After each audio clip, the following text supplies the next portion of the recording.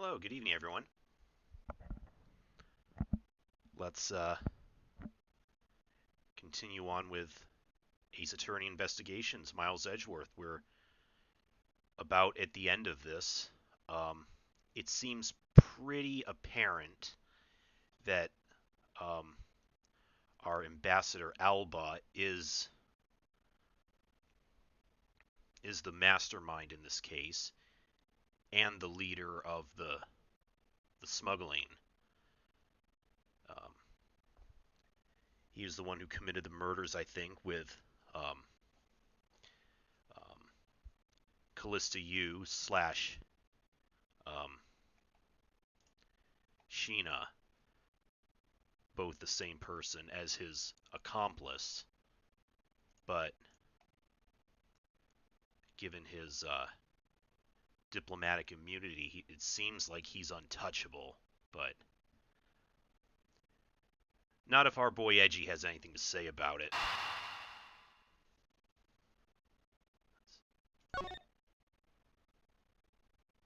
So let's keep going. Again, hopefully we can wrap this up tonight. I can't believe it, sir. Extraterritoriality?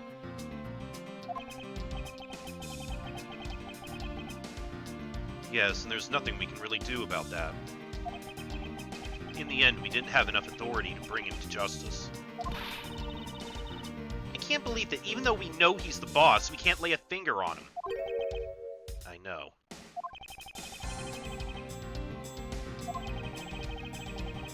Hey, Mr. Prosecutor. Sorry to skip out on you, but I got some business to take care of. Oh. Okay. If we can't even give an evil guy like him a slap on the wrist, then what the heck are laws created for? What good are they? If the law can't help us, then I'll go as the Yatagarasu and take care of this myself. Don't you dare. Mr. Edgeworth. Sorry, that was a bit too harsh. I know how you feel, sir. I'm trying to take on an ambassador, after all. And he did tell us earlier to get out of the theater. This is kind of their country, I guess. But I feel like I've been slapped across the face for just doing my job. What am I going to do? Should I retreat for now and formulate a better plan of attack? Come on, everyone, we can't give up yet. Okay. I want you to think about something for a sec. We've never let up for even a second, and as long as we don't stop investigating, we might find the rotten treasure hidden here. She's right. Come on, Mr. Edgeworth. You're right, Kay. Very well, let us reopen the investigation and see what we find. Come on, Kay. Right behind you. Okay, then I'll go check out Babal a bit more, sir. And I have something that I need to investigate further in Alabast.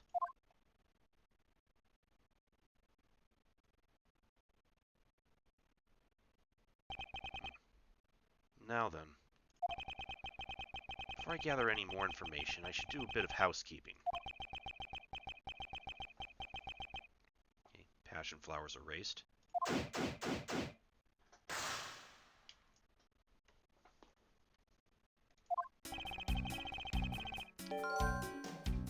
Ambassador Alba seemed agitated over something.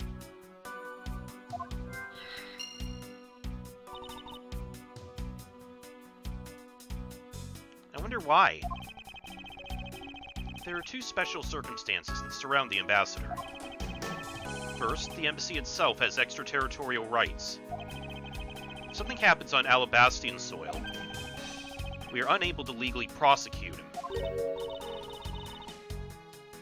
Cool, sounds like embassies are the perfect place to steal whatever you want. And Murder Damask 2 run a smuggling operation and make counterfeit bills, apparently. But I thought all the counterfeiting was done by Mr. Koken and Babal. Yes, he apparently used the NBC's coupon printing press to do it. But it's the same story over there anyway. Babal also has extraterritorial rights. Which brings me to my next point. The Ambassador's extraterritorial rights. Those rights are effective even in our own country. Really? No matter what happens, he can never be tried in our courts. He retains some very special rights indeed. Basically, no matter what wrongs he may commit, we can't bring him to trial here. So I guess we really don't stand a chance, do we?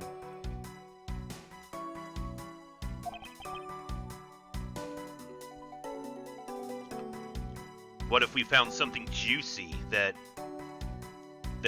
would still get him convicted, even in Alabast?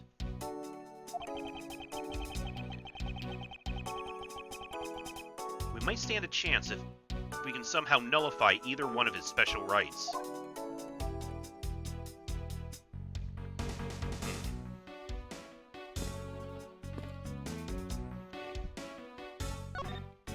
Start looking around.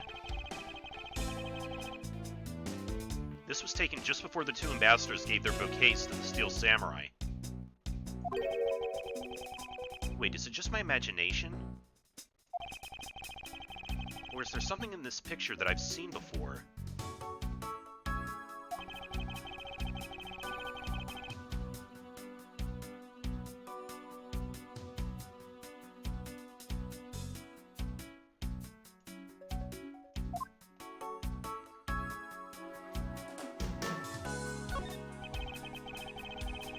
It appears to be a bouquet of Persian cyclamens and roses. Wow, you even know the exact species. I never would have figured you for an expert on flowers. It's all because of those flowers that old lady sends me every month. Oh, no. Oh, yeah, old bag. Just look at me, I sound like some sort of botanist. So, what exactly is this yellow flower here? That one? I'm not sure. What? You don't know? As far as I can recall, I've never seen a flower like this before. But I feel as though I've seen this shape somewhere before. Yeah, on the Alabastian flag.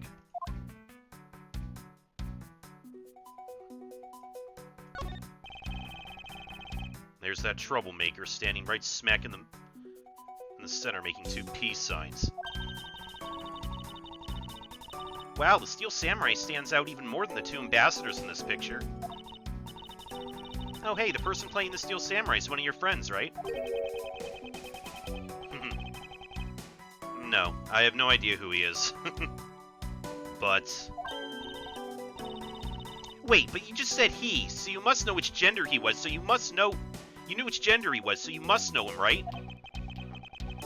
I beg that you please refrain from talking about that person with me ever again.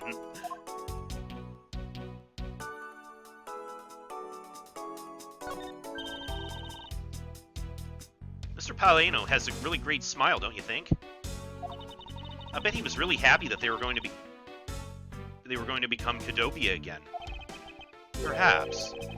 But instead he became the greatest victim in today's case. An ambassador like him who's always thinking of his country is really to be admired. Yeah, although this happened, I hope they'll be able to reunite the country someday. I hope so as well, but for that to happen, we need to solve this case first. We need to see to it that those who would harm the new Kadopia are locked away. And we will.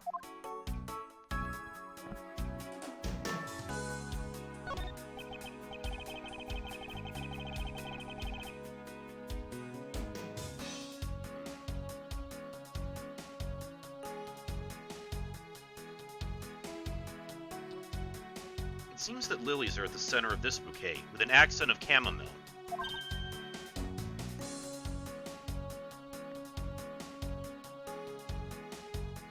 Wow. I can totally smell the wonderful fragrance.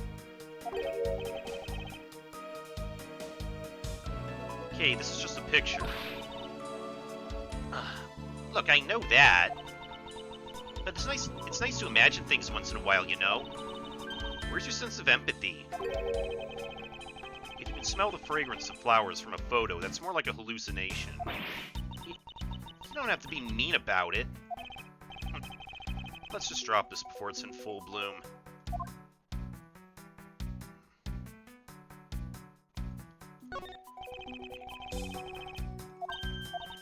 Okay.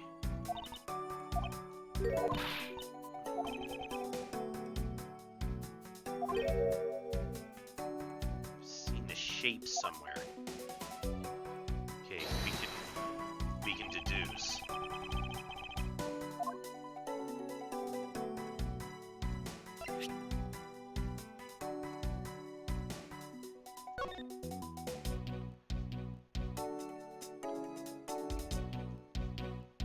Ah, yes. The handle on that knife, right?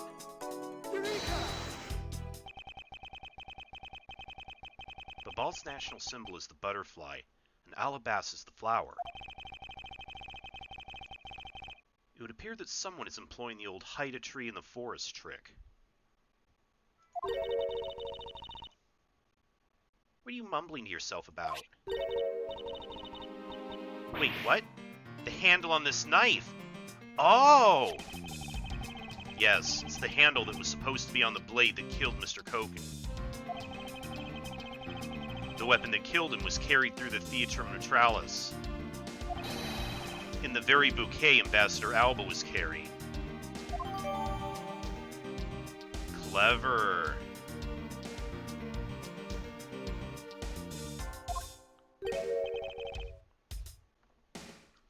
Flower motif. It looks like one of the flower petals is missing.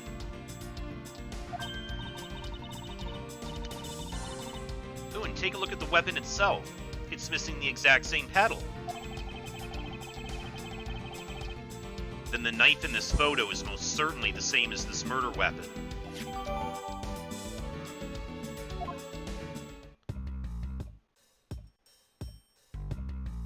Okay.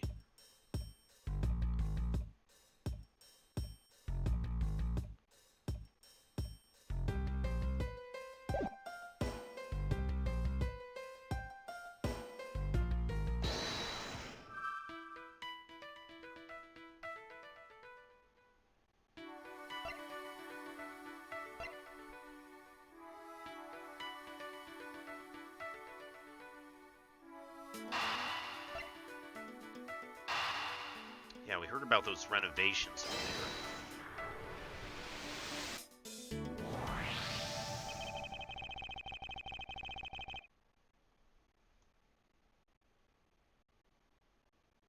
We know that the counterfeit bills were printed using the embassy's press. But the necessary materials, such as the Bobbolese ink and paper, must have been hidden in a secure location.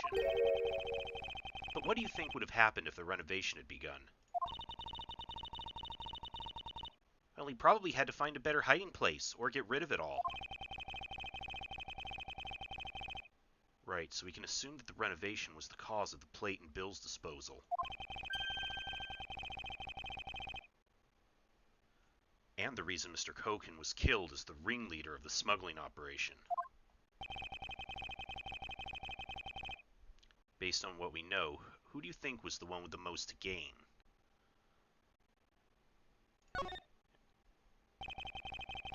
Alba, clearly. It's the one person who's been erasing all evidence of the smuggling operation. From both embassies, the co-conspirator who's mopping up Ambassador Alba. Ambassador Alba had a very strong motive to kill Manny Kogan.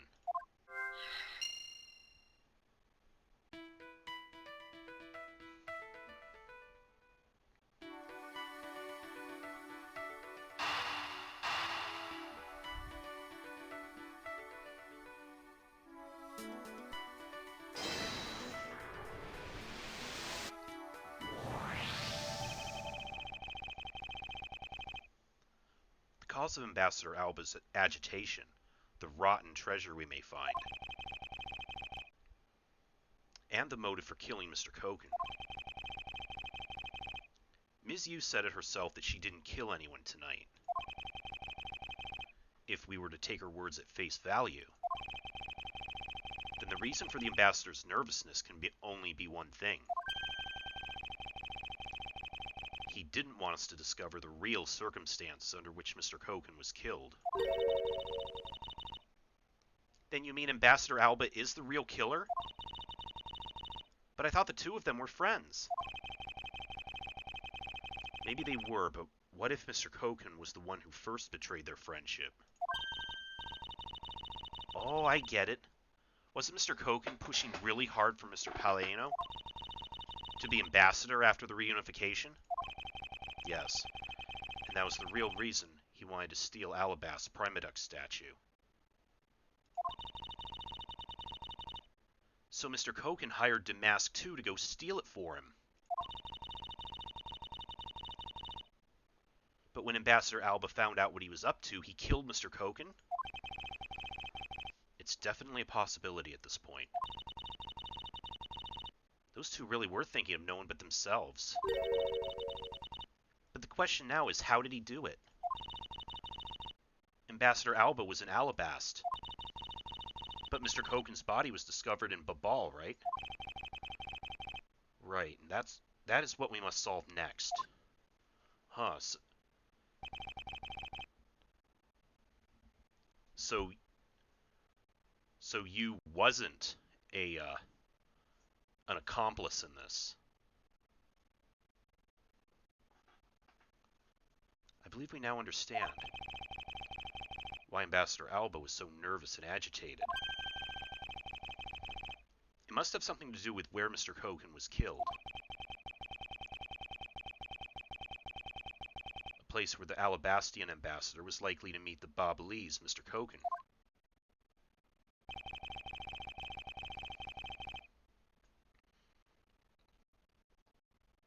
The place where Ambassador Alba happened to have committed the murder is...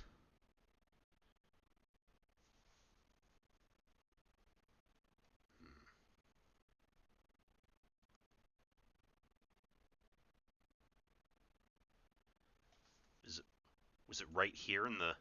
I mean, it's the... Again, it's the neutral area where both of them could reasonably meet. Take that! The only place that makes sense is here, at the Theatrum Neutralis.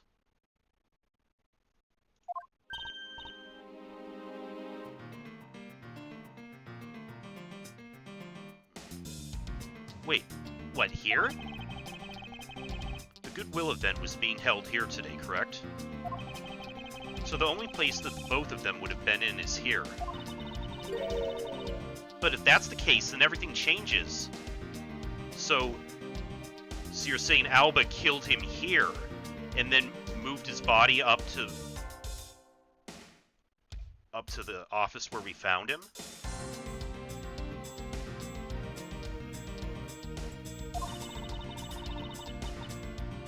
This theater isn't actually Alabastian land. So that wipes out one of those extraterritorial rights he has. It makes logical sense, in which case it's a reason for us to investigate further. So what should we check out? Let's see. I believe we should check out the immigration records for both Alabast and Babal post-haste. Babal's record should be easy to obtain, however the problem will be Alabast. I wonder if they would allow us to see their records, despite the order to vacate.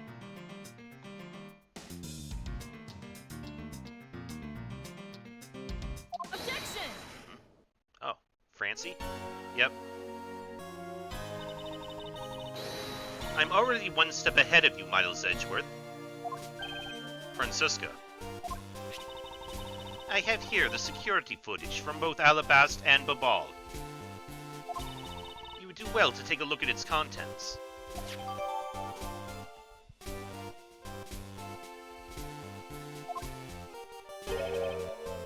fast. Von Karma strives to be perfect in every way. It's not in my nature to keep on retreating like this. I took the liberty of looking over the Babal investigation reports as well. From now on, you will make no excuse to back down or say that we can't solve this case. Sorry about earlier. We won't be beaten. Because my cute little subordinate is going to try his very best, isn't he? Hasn't she patronized me enough already for a lifetime? So this video contains footage from Alabast's immigration screening area. I really hope there's something in there we can use.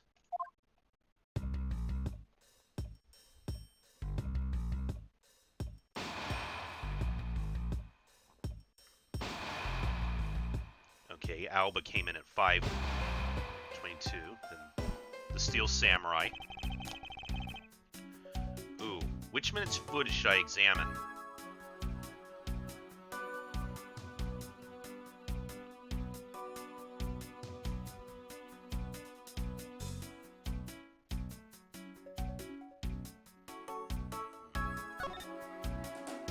Let's start from where Alba came in.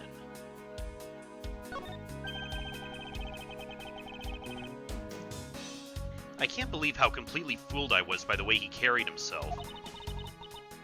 He had me fooled too. According to the files I had sent for earlier, Ambassador Alba was a Kodopian hero. He saved the royal family from danger countless times. So it bothers me as why would a man like that create a smuggling ring? Even with all the authority I have, I still haven't been able to figure out why. Sounds like the ambassador was a hero who was corrupted by evil. But no matter what happened in the past, we can't let the man he is now escape justice.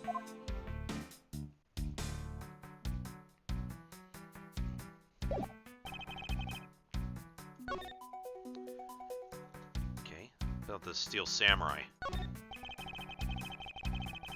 I see his spear is already bent from when he said he was messing around with it and broke it. On the outside, he may look like the Steel Samurai, but on the inside, it's just Larry. Other than the fact that it's that good for nothing, nothing else seems out of order.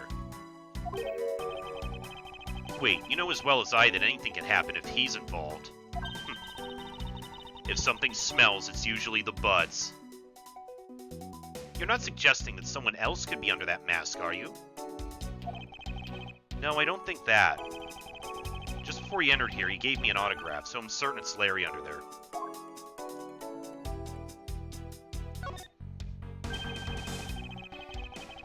Doesn't something about this lump shape strike you as odd? Huh? Isn't it supposed to be that shape? No, there's clearly something odd about the bulge.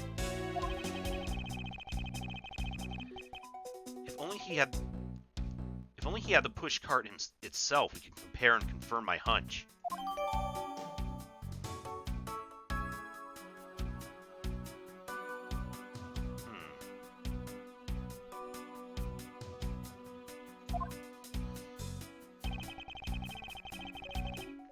Next, let us check the footage from Babal's security camera.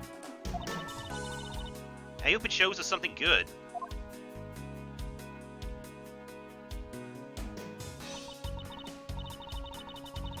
Phooey, there wasn't a single sign of a suspicious person or anything.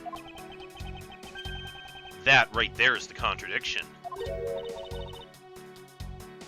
Huh? Did I miss something? You didn't miss anything because there was nothing to miss. However, what is missing is the image of Mr. Koken entering his own country. So he never came back. But wasn't his body found in Babal? It would appear that the true face of our final puzzle has finally revealed itself.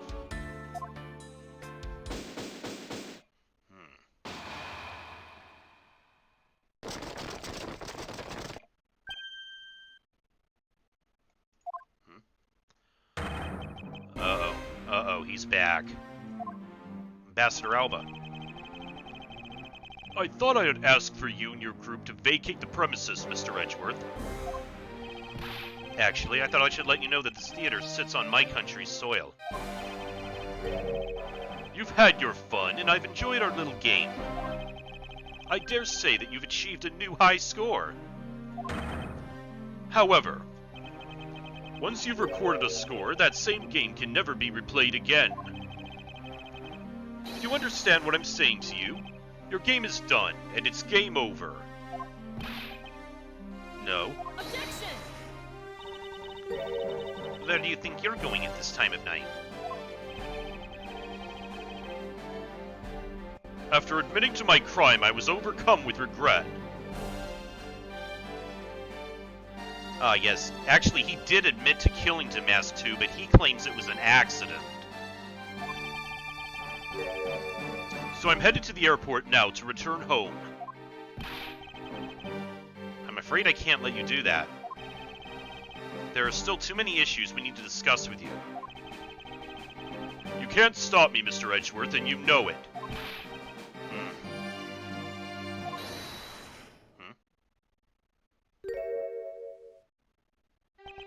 Oh.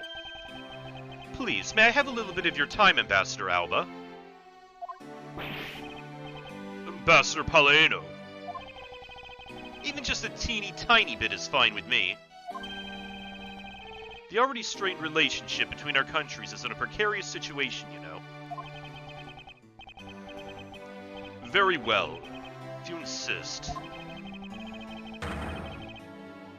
I'll play just one more round with them and see what they want. Not that they'll get any further. Ambassador Paleno. Mr. Edgeworth. All I wish is for the normalization of relationships between our two countries. But there is one person standing in the way of that dream. I believe in you. You'll do what's right.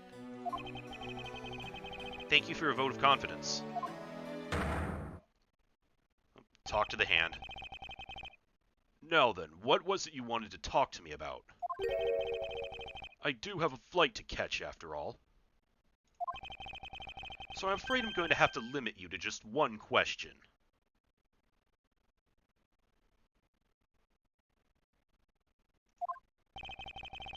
That's more than enough, because I only have one question anyway.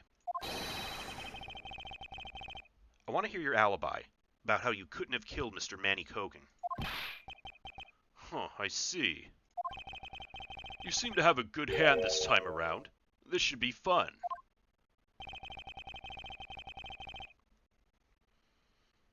This really is the very last chance we have to bring him down. I won't allow even an atom-sized contradiction to slip by.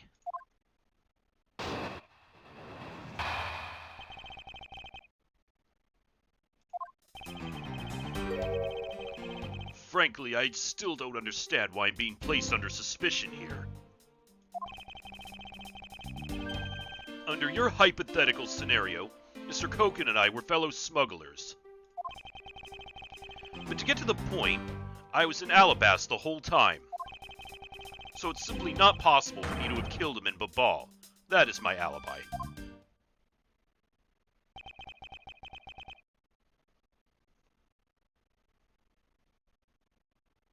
So what is your alibi? So that's your alibi? That is correct. It is simply not possible for me to have committed a crime in Babal. Now that we've cleared that up, I would appreciate it if you would move out of my way. Hold it! What is it this time? I thought I told you I'd only allow one question. You did. But you still have yet to really answer my one question. What? Until you tell us the truth, I'll refuse to budge an inch from where I'm standing. Very well. I'll play with you just a little longer. Miles Edgeworth is my subordinate and representative of this country's prosecutors.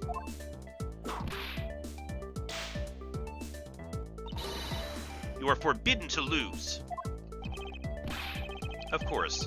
That is something I've understood from the start. That guy's the one who ordered my father killed, isn't he? Yes, I believe so.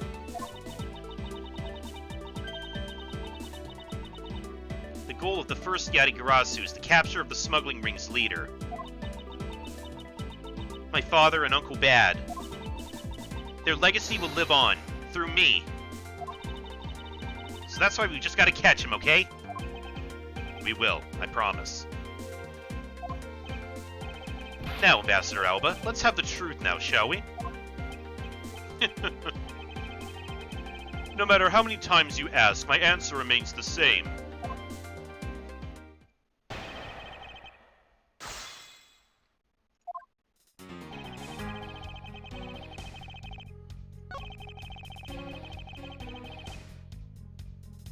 Hold it! It's not a hypothesis. Earlier we proved it to be what happened. Well, let's leave that to one side for now. Because it doesn't change the fact that I have no motive. Oh? So you really had no reason to kill Mr. Koken? If you want to suppose I had one, then why not? I'll indulge you. After all, this is nothing more than a silly game to me. Even if that's how you see things, I'd appreciate it if you would take me seriously.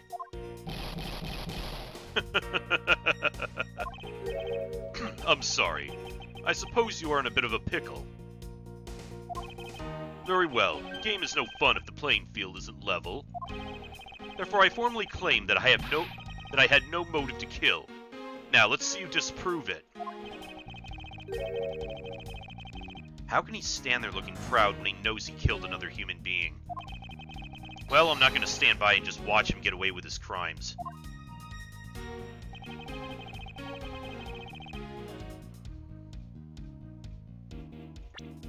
What motive?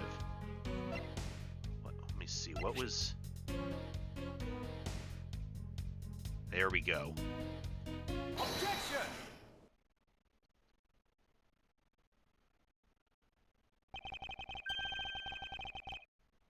If you want to know, I believe you did have a motive to kill.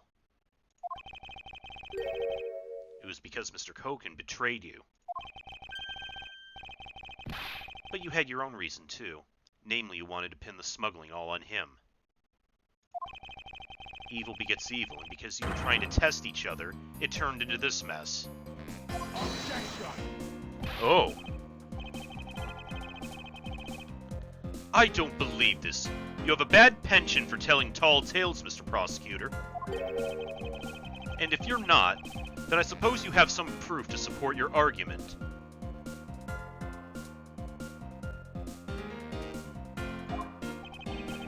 I never use guesswork in moving my cases forward.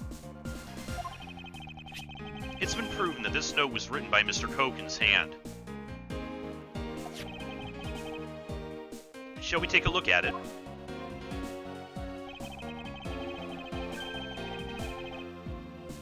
The content of the note is it's a request calling for the theft of Alabast's Primaduck statue.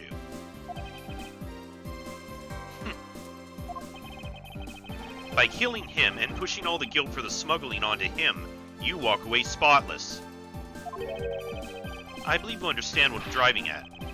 You had more than a few reasons to kill him.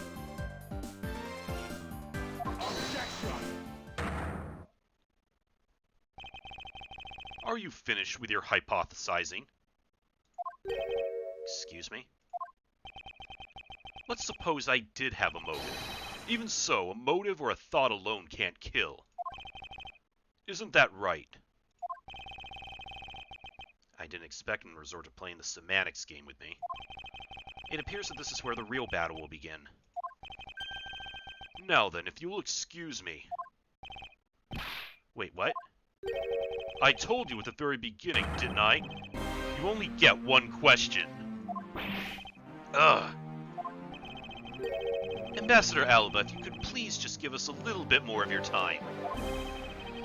It doesn't matter what kind of man he was. He was my subordinate.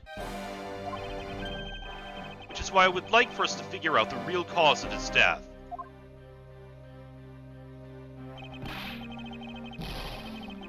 That is something for Babal to figure out, and something to which I have no relation to.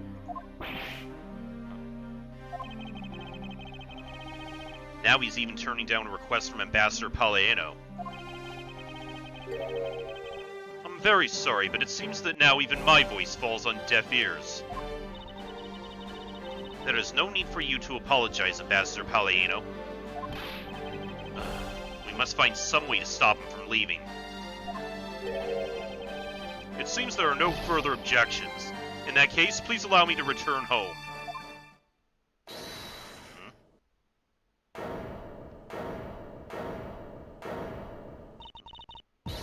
Okay. Hold it right there, Ambassador Alba. Okay? Like I said, Mr. Edgeworth, the Yatagarasu's legacy will live on through me. Yes, but how do you suggest we stop him from leaving? You just leave that to me. Ambassador Alba, do you recognize this? No, and why should I recognize that tattered old organizer? Wait, where have I seen that before? That's a clue my father, Byrne Faraday, left for us. Did you say Byrne Faraday? Oh, why is that name making you sweat? Mr. Faraday's organizer. Don't tell me this is the one from the second KG-8 incident. The one in which he wrote about the Yatagarasu's key.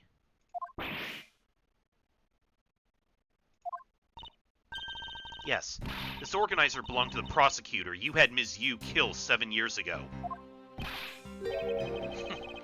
I have no idea what you're talking about. You say that like it was related to me. Inside this organizer, he wrote up every detail of every evil thing you did. What an amusing little girl you are. But that sort of trickery won't work on me. If you won't believe me, then take a look at this. What does she have? And what is that toy there? Oh. That's... This thievery device was used by the Yatagarasu, or rather by my father.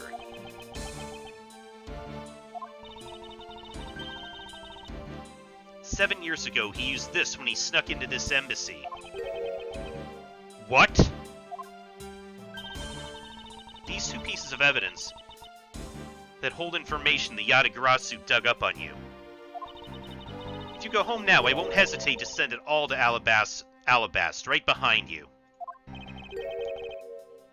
Little girl, get to the point. I want you to go up against Mr. Edgeworth one more time. If you win, then I'll hand over these two pieces of evidence. Yatagarasu, ever the thorn on my side. Okay, does that organizer really contain any information on his dirty dealings? It's nothing case-breaking, really. Ah, then it was just a bluff. Even if it was, we still can't let all the info my father and Uncle Bad found go to waste. Plus, just the existence of Little Thief is troublesome enough for him. Those two pieces, aren't they keepsakes of your father? It's okay, I believe in Mr. Edgeworth. He'll come out on top in the end. Okay. When the going gets tough, someone's got to be there to put the wind back in your sails. After all this time, you're still quite the feisty one. I applaud your powerful nature.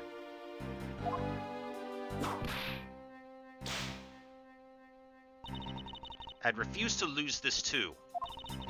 Ambassador Alba, you won't be returning home until you give us further testimony. How dare you all, barring a person like me. Ambassador Alba, your testimony, if you please. All right, but this is the absolute last. Then, even if you use all the power of Ambassador Palaieno's office, you won't stop me. I can't can't let this opportunity Kay's created for me go to waste.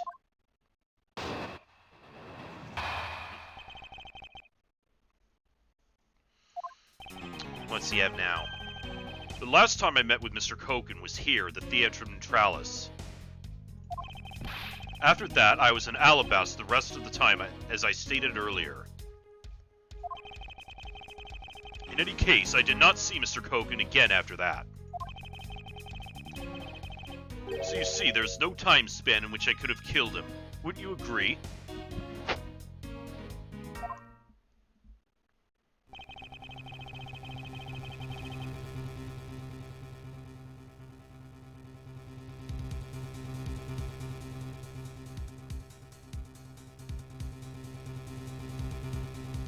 Now, since you people were practically begging, I'll allow you to question me.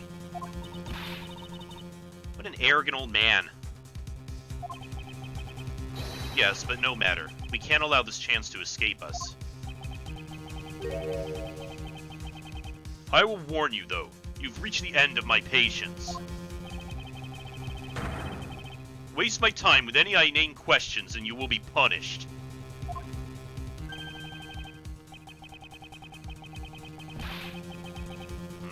So any needless pressing or presenting will cost more to our case.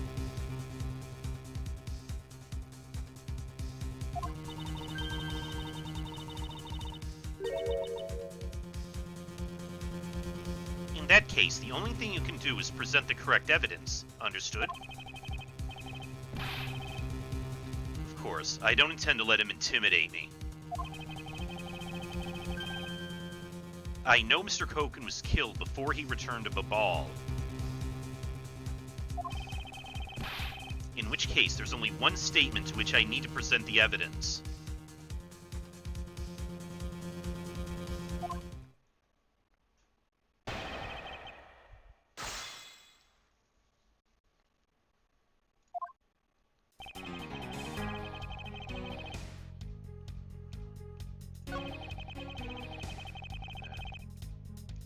The rest of the time, as I stated earlier.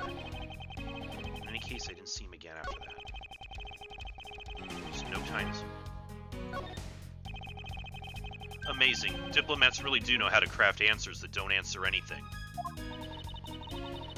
So if the only place he met the victim was at this theater, then when was he killed? We know Mr. Koken didn't return to Babal alive, which means the only time he could have been killed is when they were both here. And that means he was planning to kill Mr. Koken from the start. Yes. And we have the... See, where's that picture? Yeah, this shows that he brought the murder weapon here. Objection!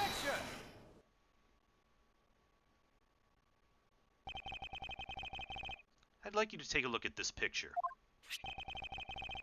It's a rather nice picture, isn't it? It was to commemorate the restoration of relations between our nations. Oh, it's commemorative, all right. One that captures the proof I need to show that it was you who committed the murder. Come again? This is the night that killed Mr. Koken.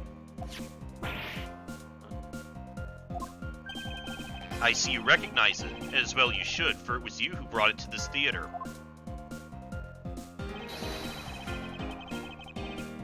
You hid it in among the flowers you were to give to the Steel Samurai.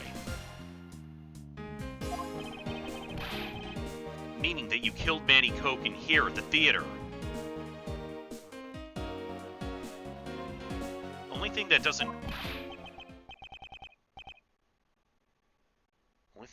answer is still more of the circumstances, because surely there would have been witnesses, wouldn't there?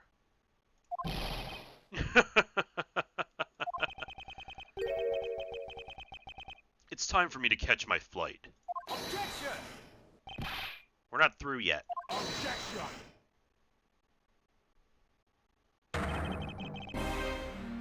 It's game over for you, Mr. Edgeworth. But I thank you for the entertainment. Ugh. No matter how passionately you orate, the end result will still be the same. I won't be returning to this country ever again. That's right, this man's an ambassador, and he has extraterritorial rights. No matter how hard we chase after him, I won't be able to have him tried in court. Yes, that's exactly the face you should be making. The face of a worthless cur. Ugh.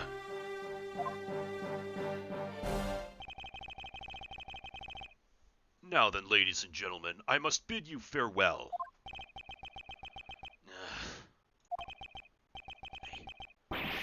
Courts, is there no one who can lay a finger on this man? Is this really the end? Oh, Lang. Agent Lang.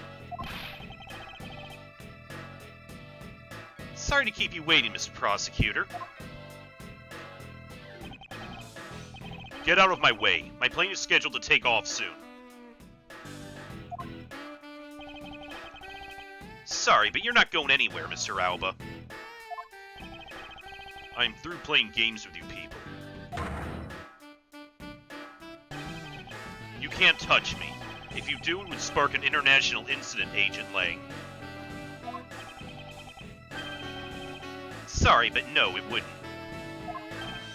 What? Hey, Mr. Prosecutor. Good job holding the fort down here until I got back.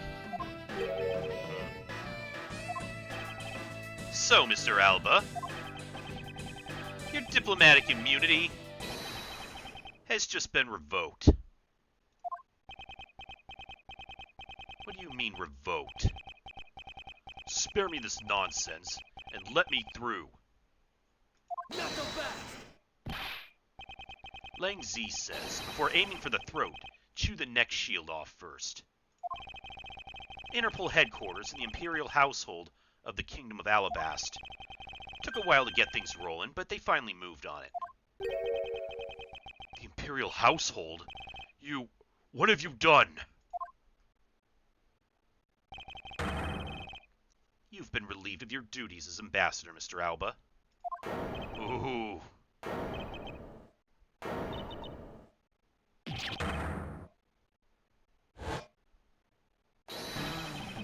Effective today. Effective right now. And you have Mr. Prosecutor's videotape to thank for this. The video the Yatagarasu protected.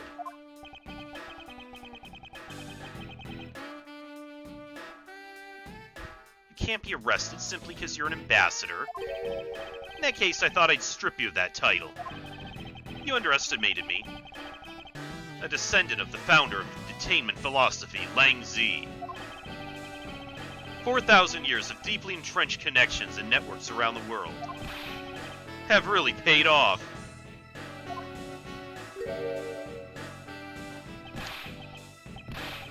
Can't be! I don't believe this! Okay, you suddenly revert to a frail old man? My ambassadorship has been revoked? Looks like you're finally coming to grips with your new standing. Woohoo! Looks like he's turned docile again. He's probably in shock from the loss of his shield. Well, that's a shame. I so wanted to use my whip on him.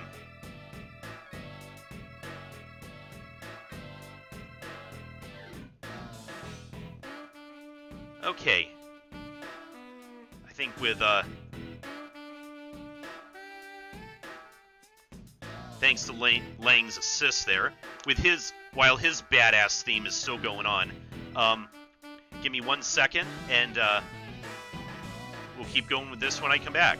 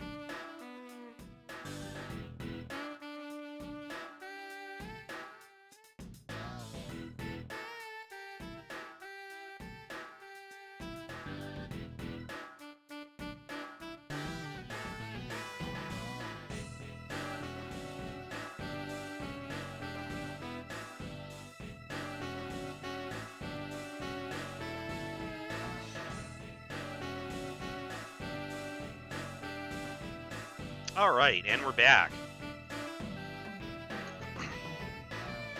So it seems we do have Alba on the ropes now. Now that, our bro Lang has stepped up and was able to get him stripped of his ambassador status. Why is this happening to me? I'm just a hard-working, honest ambassador. Not so fast. Do you really think you can pull that on us now? We've already ripped away the mask and seen you for who you really are, Mr. Alba.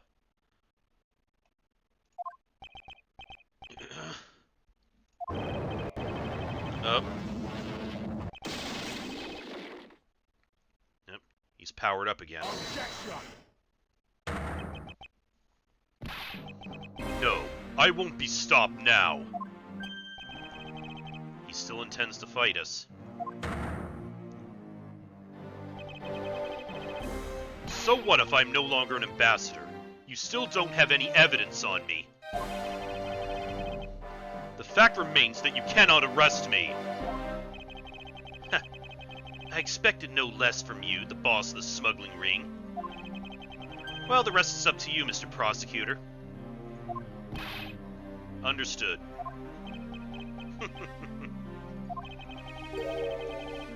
You say that I killed Mr. Kogan in the theater. But even if it's true that there was a knife in my bouquet, I left that bouquet in the theater. So anyone could have taken it out of there and used it, right? Besides, the claim that he was killed here itself is odd. After all, wasn't his body discovered in Babal? Yeah, there is that question too as to how the body was moved.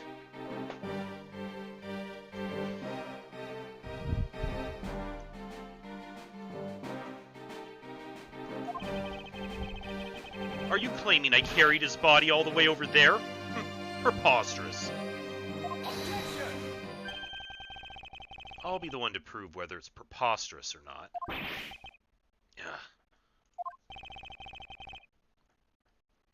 Ex-Ambassador Alba, are you ready?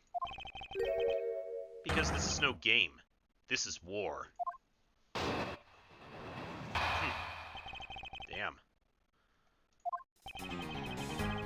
I killed Mr. Kogan in this theater using a knife that was stuck in my bouquet.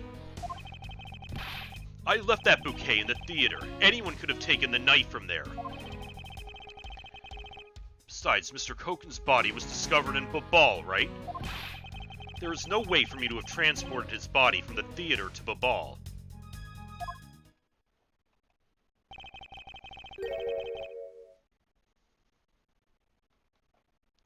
Look, don't you think you've had enough fun with me? You've already stolen my ambassadorship from me. Would you have me surrender too? Not so fast. You have no plans to ever return to this country, isn't that right? Did you know that a bunch of your subordinates are seeking asylum because of you? As if I care. Hey, Mr. Prosecutor. Boot this guy out of the embassy and we can finally end everything. I know, and I'll give it my all to see that he leaves in handcuffs. Without the title of ambassador, he's just another witness. Yes, just another witness. Alright, what are we waiting for? Let's get this guy. And get him good. I wonder if they understand that all I can do is present evidence to the testimony.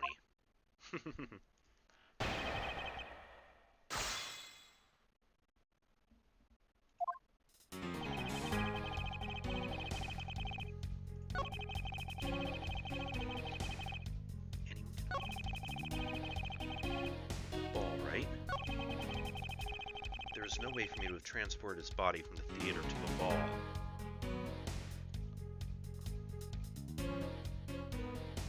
Unless it wasn't transported to Babal.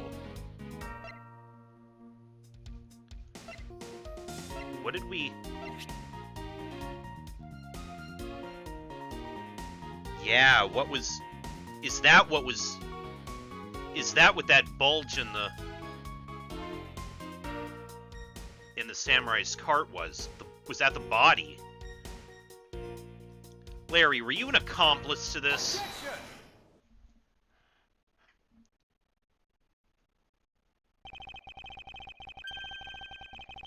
Actually, I do believe there was a way to transport the body out of the theater.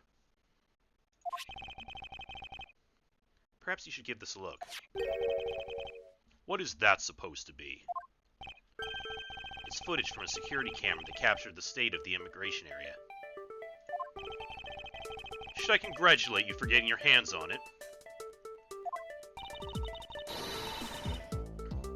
Just letting you know that we're not the only ones watching your every movement. Thank you for the warning. Now, if you can take a good look at this section here.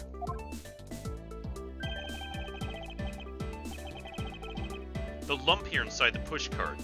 Do you know what's causing it? Should I? Because I don't. In that case, allow me to enlighten you. This is the cause of the unnatural lump under the pushcart.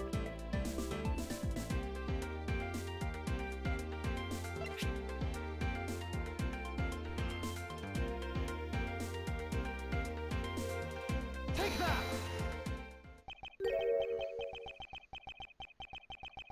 What is the meaning of showing me that? It's to say that the unnatural bulge in the pushcart is Mr. Koken's body. You had the Steel Samurai wheel his body away from the real crime scene. What a guess. Although I suspected earlier, you know, we had that whole runabout with Kei and Sheena, when Sheena ran into the room where the body was discovered. Kei ran in after her, and then she did the thing with the fireplace, where she came back around. Apparently, neither of them would have had time to kill Koken, which led me to believe then that he was killed earlier.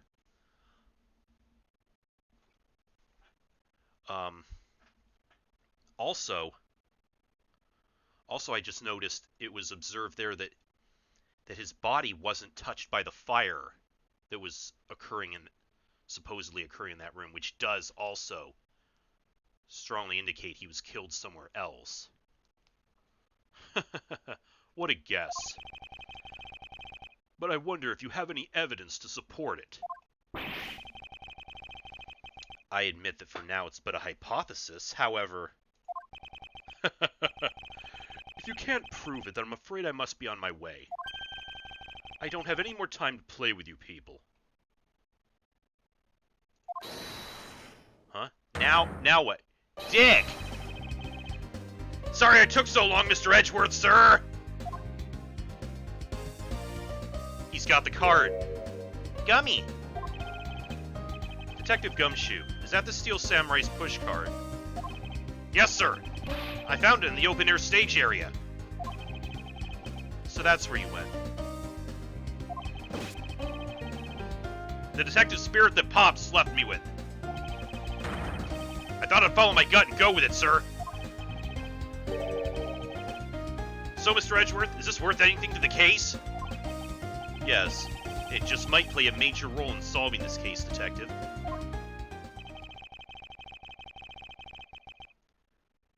But something isn't right. I thought the entire samurai family was in Alabast. Where exactly in the open-air stage area did you find this pushcart? I found it just lying there at the edge of the stage, sir. Oh? Well, let's leave that for now and examine the inside, Detective. Yes, sir!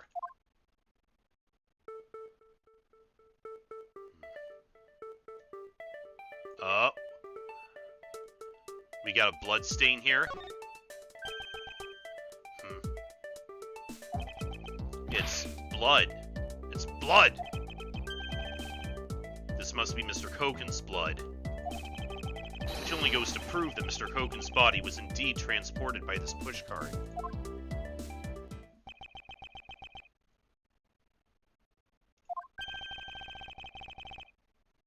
I believe you understand what this means, correct? You killed Mr. Hogan at this theater, then placed his body inside the pushcart. And then you forced the Steel Samurai to unwittingly move the body for you. I forced him to move the body into Alabast. What nonsense! Why would I bother to do such a thing? You were scheduled to make a speech in Alabast, meaning it was difficult for you to make a stop in Babal. However, what if you moved the body to Alabast? Because it was your embassy, you could keep an eye on it and tamper with the evidence. And then you smuggled it out of Alabast.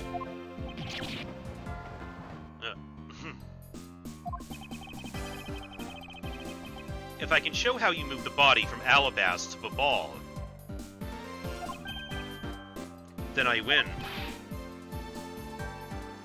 But you can't!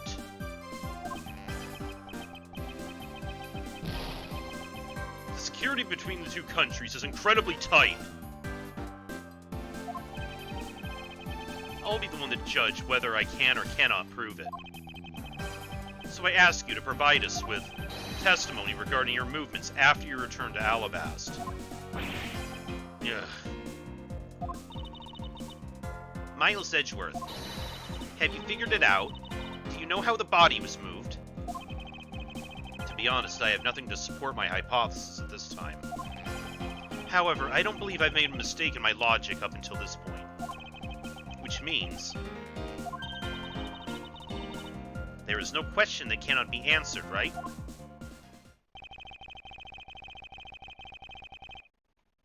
The Primadex statue was smuggled successfully through a brief flight through the air. So why shouldn't there be an answer as to how the body was moved?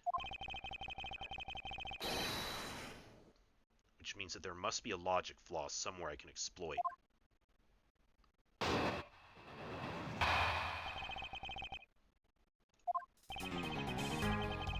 After I returned to Alabast, I had my picture taken with the Steel Samurai, shaking hands. Then, just as I was about to start my speech, the Yatagarasu appeared. I feared for the national treasure, so I raced back to my office. Is that all? Yes, that's all. Objection! It looks like you left out a few things, such as the murder of Damask II. Furthermore, you left out the part about meeting with me in your office. Ah, those trifling matters. I don't believe I need to speak of those things again. I do so hate to waste time. What? You... Is not every life precious? Do you really need me to answer that for you? Objection! People like you cannot be allowed to wander freely through society.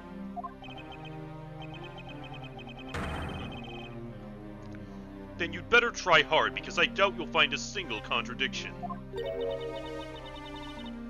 He's really full of himself, isn't he? Yes, he is. How can he be so confident at a time like this? Come, don't be shy. Go ahead and ask whatever you like. Okay.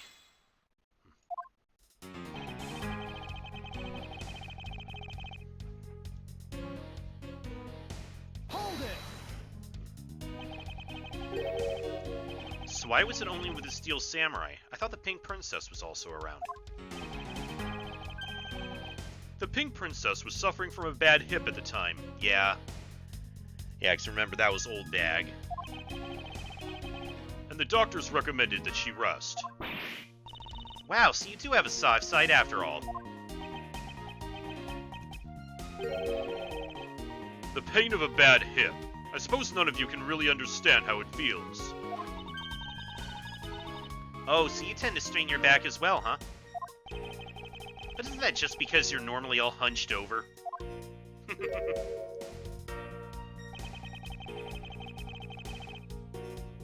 He did need to keep up that act no matter what, I suppose.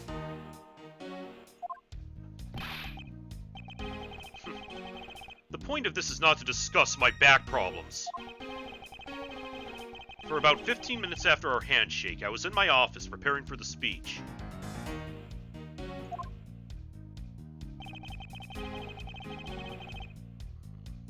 Hold it!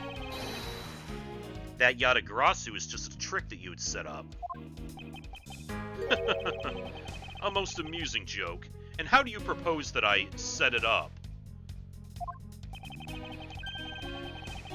If you really want to know, I can explain it in detail for you. You arranged the spotlights in the Rose Garden so when you were to take the stage, the audience would see the Yatagarasu statue. Oh? That's an interesting tale. Sadly, it has nothing to do with me. Hugh, what's it gonna take for you to fess up to anything? Very well then, let's move on to a different question. After the Yatagarasu appeared, what was the state of the Rose Garden? Everyone took refuge inside the embassy. I even helped with the effort. And then, once everyone was inside, well... Hold it!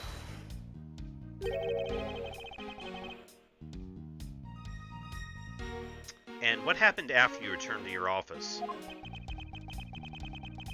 I don't want to keep on repeating this, however, upon my return I had that stroke of bad luck and bumped into Mask Man.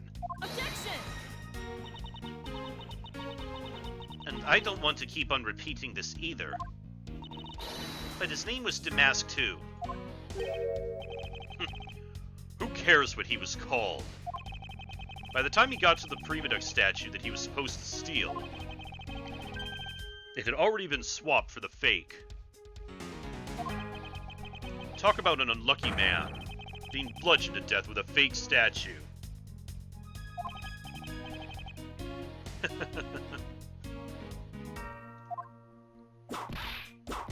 Whoa, easy there, Francie. Ms. Von Karma's really letting her whip fly now. Ah!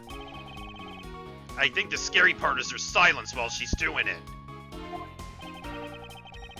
She must be at the limit of her patience as well.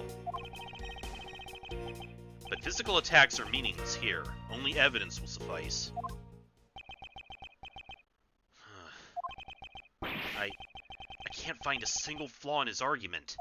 At this rate, I won't be able to prove that he's actually guilty of anything. Are we finished here? Miles Edgeworth, can you not come up with how the body was moved to Babal? Sir? Mr. Edgeworth? Even after proving so much, is he gonna get away with it?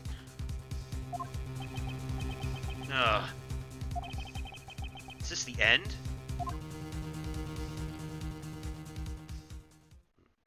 We gonna have... Yeah. One more breakthrough. Oh, the Steel Samurai. It would be a great honor if you would allow us to be your allies in battle. Evil Magistrate, it's time for you to pay. It's the Steel Samurai. No, you are mistaken, for I am... Steel Samurai Daddy, married man of the old Tokyo. Oh, Larry. And this is... Pink Princess Mommy. Old bag. Edgy Poo! Aww. Don't make this worse, you guys. The two people that I wanted to see the least. Larry, what are you two doing here?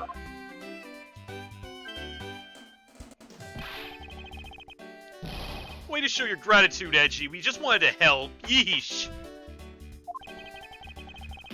I'm gonna get the bad guy with a single thrust of my... Go away! How can you be so mean to us, Edgy Poo? All three of us came to lend a hand, and this is how you treat us? Well, isn't this grand? And I see they managed to find the Iron Infant. Does that really matter right now? Hey! Is it just me, or is the Iron Infant completely soaked? Oh, yeah. I found him in Babal, but he was in the middle of the pool. He was still in the push cart, wasn't he? Larry, go back to what you just said. Huh? Oh, it appears we made it. Not that far back. Something about finding the Iron Infant in Babal. And he found it in a pool. I don't recall there being one in Babal. Oh, that!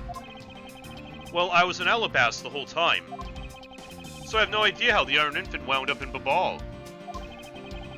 I thought I lost him in the Rose Garden. But I guess maybe this cute kid can swim, huh? Wait, what? Larry, you lost the Iron Infant in the Rose Garden? Are you sure about that? Yeah, I'm sure. But I found him in... That's enough, Larry. The Iron Infant that Larry lost managed to move between the two countries.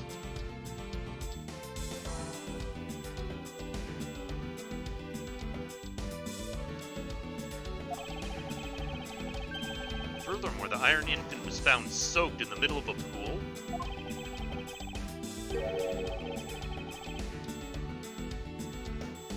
This is what I've been looking for. It's another smuggling route between the countries. The key to the route the Iron Infant took to travel from Alabasta to Babal is... What the hell? The Yatagarasu, bilateral symmetry, counterfeiting.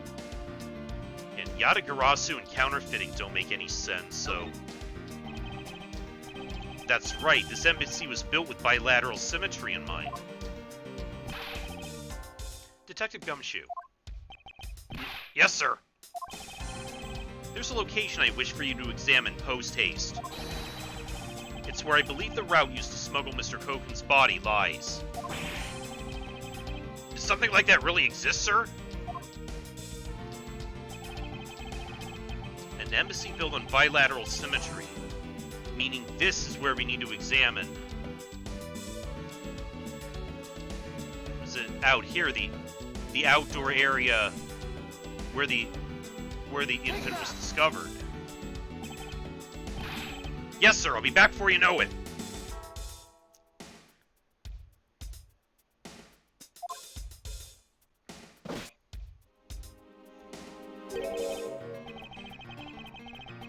It's too late.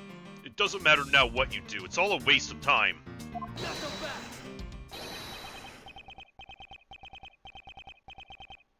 You'll stay here with us and wait.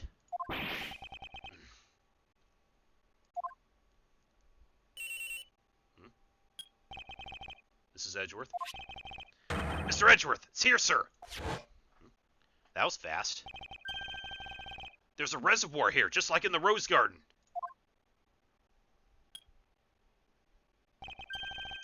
Just as I suspected. What is it?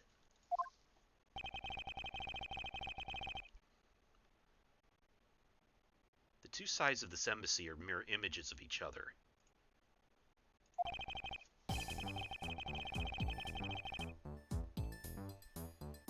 Which means that there's also a pool at the corresponding location on the Babalese side. Mr. Koken's body was moved into Babal through the pool in Alabast. Oh, okay, so they connect.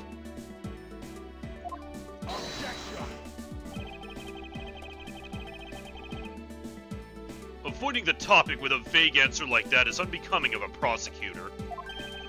If you don't mind, I'd like to see more physical proof, if you have any.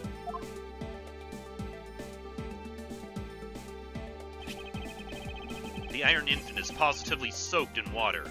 Why do you think that is? It's because he was fished out of a pool. And not just any pool, it was the Bobolese one. I think it's pretty obvious at this point what must be true.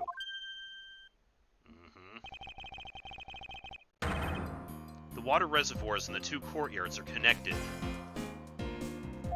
Objection! And where's your proof that the two sides are connected? Objection!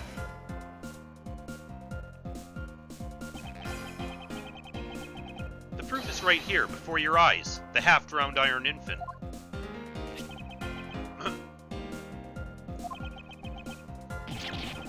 This blasted doll?!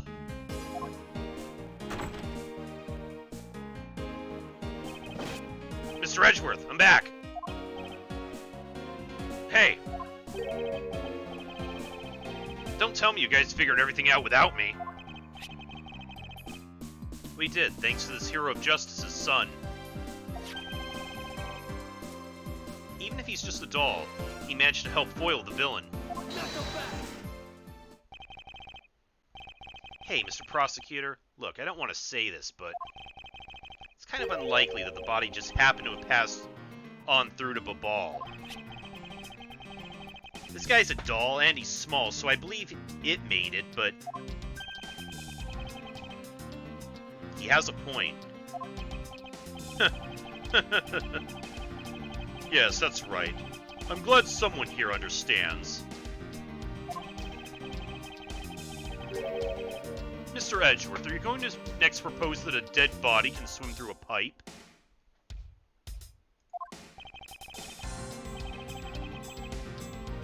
See, Mr. Prosecutor, our chase after this man is far from over. Agent Lang. Why is he helping Mr. Alba out now? He's not. He realized the flaw in my argument and is helping to move the logic along. In which case, I should return the favor and find an answer. And another thing. Mr. Kogan's body was found in his office in Babal. So what happened to his body after it was transported to the open-air stage?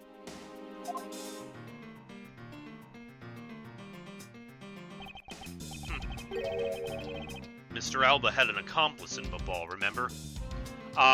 Yep, Shayna. Okay, so she was an accomplice in this. You mean Sheena, right?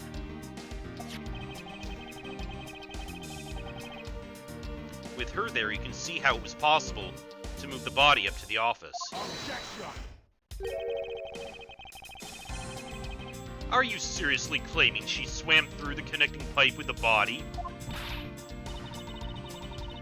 He's right, Miss Sheena would drown if she did that. It's hard to imagine that she swam through the connecting pipe.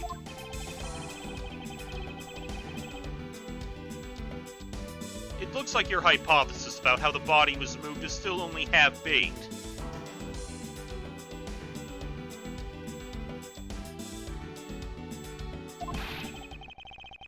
In the end, it's all just the befuddled musings of an accusatory man. Now then, I believe you should give up and allow me passage. Because from the start, there was no feasible method of transporting the body. What? Mr. Prosecutor, recall Sheena's movements.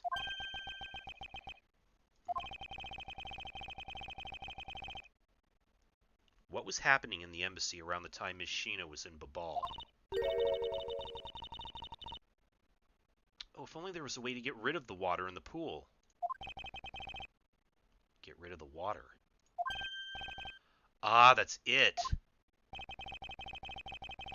Now, I believe this time we really are done, right? Objection! That's the reason for the fires. Unfortunately for you, it's far from over, Mr. Alba. You're a most persistent man. Are you saying that you've thought of a way to move the body through the water? Move the body through the water? That's completely unrelated to how it was done. Excuse me? The reason I say that is because there wasn't any water there at the time. What do you mean there wasn't any water? Just what it sounds like. Tonight's events made it possible to drain the water, allowing the body to be moved.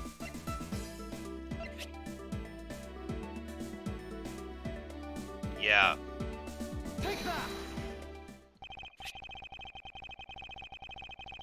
Tonight, the Yatagarasu set fire to a variety of locations in the Babalese embassy. I assumed it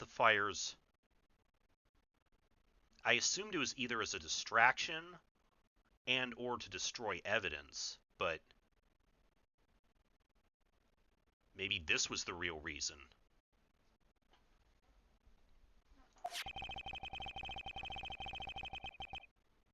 Of course, when the water was used, the reservoir's water level went down.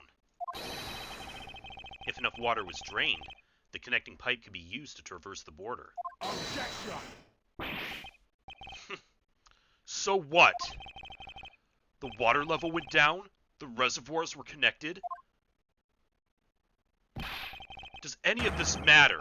You can't prove any of this.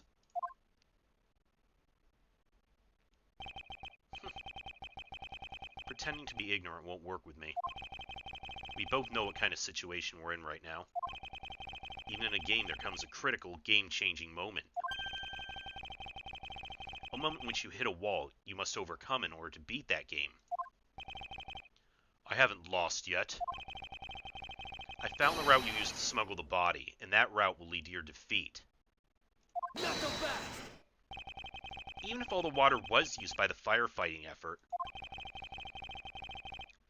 you still can't really call that a smuggling route. I know that.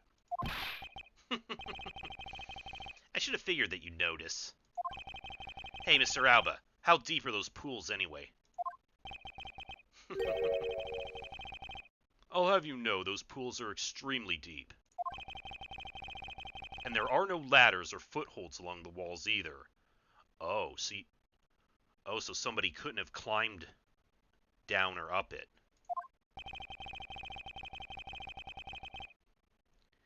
It would be difficult for Sheena to hold the body and climb up out of the pool. Ladders or footholds along the walls. There was no need for such things. What do you mean? If one were to use a certain something, they could go up or down the pool at will. Oh, looks like you got an answer already. Well, what are you waiting for, Mr. Prosecutor? Enlighten us already.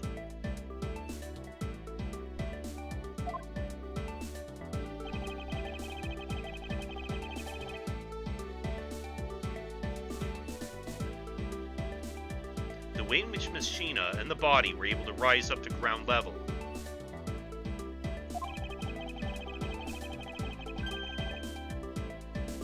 If there was a way to control the water level, that could be the way the body was moved.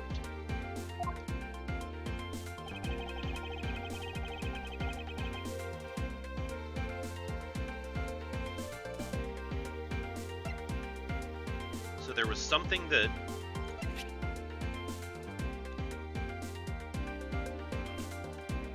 Yeah, that guitar pick was also wet. Also found in the open-air stage. I'm gonna bet it's from the Jammin' Ninja show.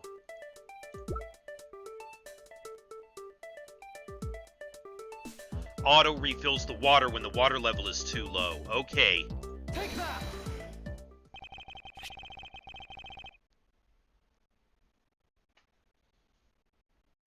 Mr. Alba used the fountain spouts, in a manner of speaking. He used the fountain spouts? How so? The water level in the pools can be controlled by opening and closing the spouts. Ms. Sheena and the body were lifted upward by their buoyancy in water. The fire on the Bobalese side and the firefighting effort. These were set in motion all for the sake of smuggling Mr. Hogan's body. Ugh. Shall I show you where the final destination of my train of logic heads? First, Mr. Alba closed the fountain spouts in advance, in preparation of things to come.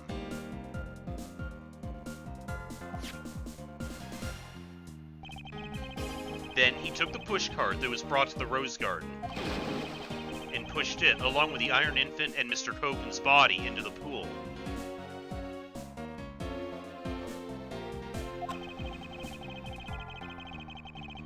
At this time, Ms. Sheena was busy conveniently starting the first fire in Babal. She then made for the open-air stage's pool to wait for the firefighting effort to begin. When the firefighters used the water in that pool, the water level went down. And by the time the fire was put out, the pipe between the two pools was exposed.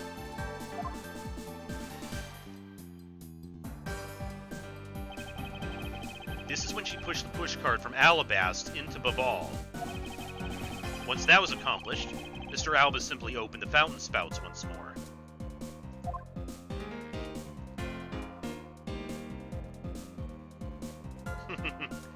That's a hell of a trick. And the water level rose up to its original level, along with Ms. Sheena and the body. After that, Ms. Sheena used the pushcart to carry the body up to the Secretariat's office. There's an elevator in the embassy after all, so you see. Even with her small frame, she could have easily transported Mr. Koken's body. And that wraps up my thorough explanation of how the body was moved. Ugh. No! Well, ex-Ambassador Alba, what do you think? Not so untouchable without your precious extraterritorial rights to protect you, are you? I knew you could do it, Mr. Edgeworth. Way to fight back!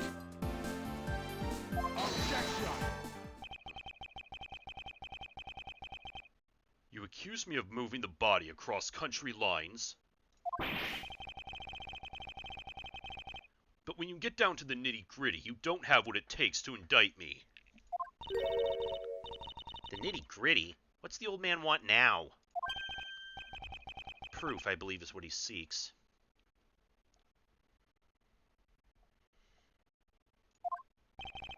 Yes, proof. Without any, who's to say whether or not any of what you said really happened? He wants proof. What are we going to do, Mr. Edgeworth? There's no need to worry. I've had all the proof we need all along.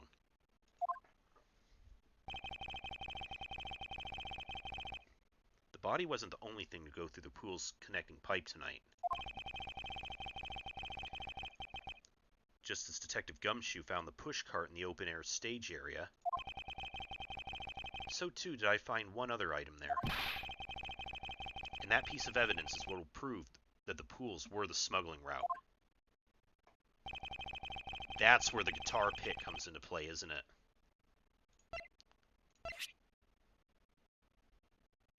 Take that!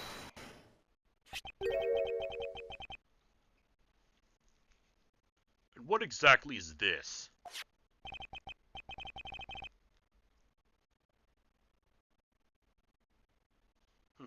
You have no idea, do you? This little piece that I found on the Bobalese side will be your undoing. A guitar pick? Would you care to explain how that's going to do me in, as it were? Much to your chagrin, perhaps, but this is not a guitar pick. It's not. What?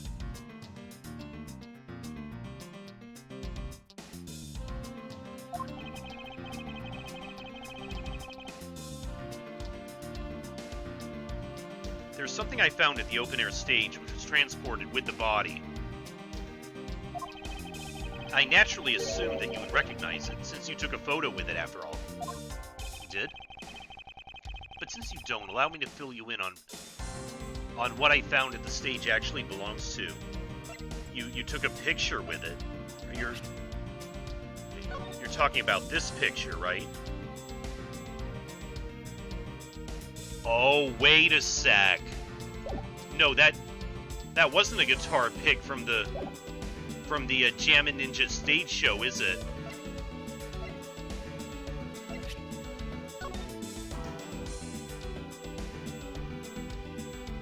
It's the missing...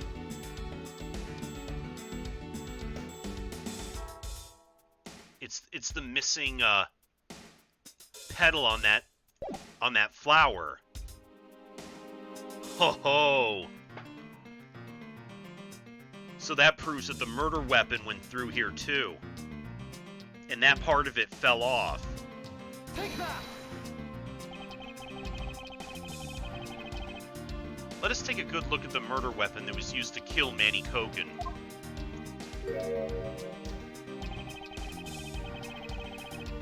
On the handle of this knife, there's a beautifully blooming flower. However, it would appear that it's missing a single petal.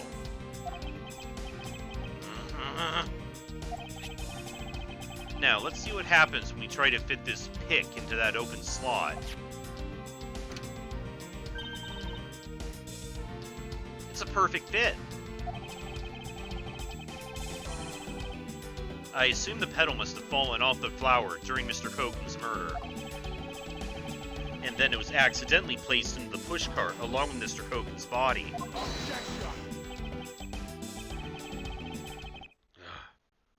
That's an interesting story. Nothing more.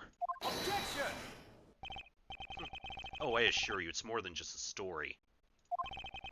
Because for some odd reason, this flower petal was wet when I found it. It was wet, you say? Yes, and the only place it could have gotten wet is from the open-air stage's pool. Now I ask you, how did a part of the weapon, which was smuggled into the theater, wind up in the open-air stage area on the Bob Lee side of the embassy? I don't think I need to waste any words explaining this, as this pedal explains it all for me. It proves that someone went from the Rose Gardens pool on through into Babal. Impossible! The people of Zhengfa have been waiting to see you face to face, Mr. Alba. I'll tell everyone back home we'll be there soon. You should be happy. Why? Why? It's a little late to be asking that question. You should have known from the very beginning. When you took your first life. No matter how you may plot, or how you may try to cover it all up, you can never hide from your crime and what you've done.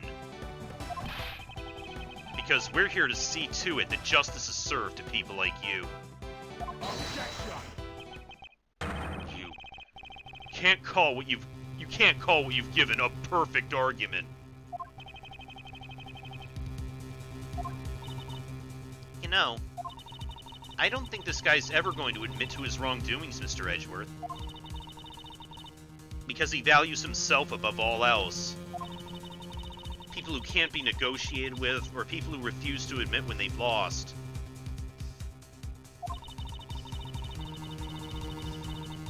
I don't believe those kinds of people really exist because everyone breaks eventually. You're right. In that case, I have no choice but to use all the evidence I have. I'll use it all until he breaks under the weight of his crimes. Mr. Alba, I request that you testify once more.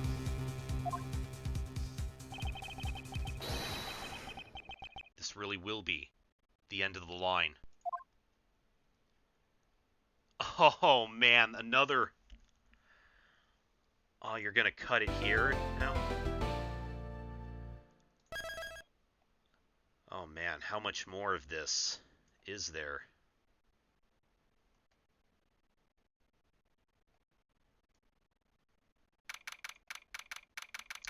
Well then. Once again, then, refreshing pause, and again, we'll see where this goes in a few minutes.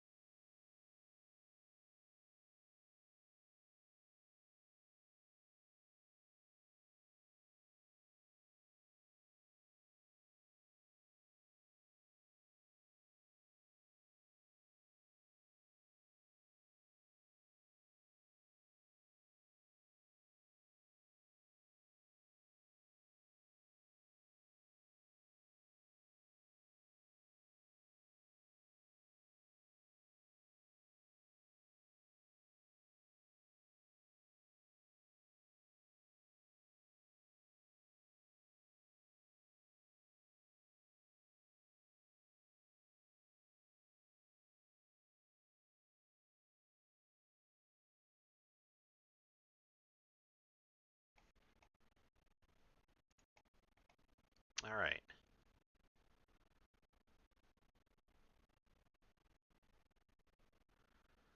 And this back and forth with Alba continues. Every time it feels like we have him on the ropes.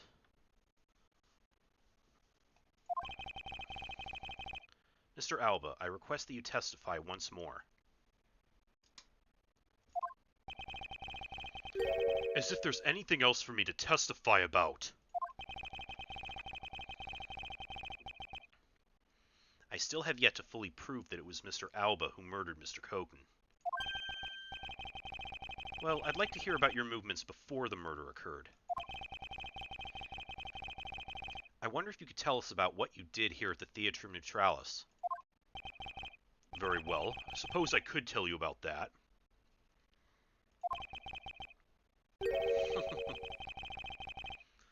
Because about all I did was watch the Steel Samurai stage show. Elaborate on even that alone is good enough for me. The only way for me to place this man under arrest is to pinpoint the exact location of where the murder took place, for that's the key to this investigation. Again, if he killed him in the theater, and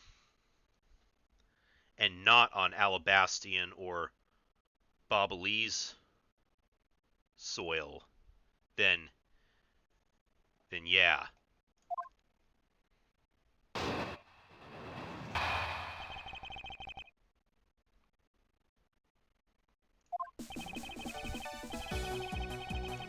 I watched from the last row.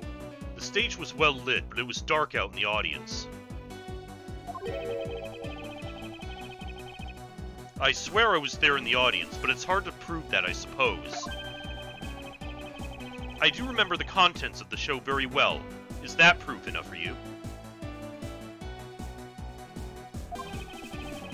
Those moving scenes were seared into this old man's heart. I'll never forget them.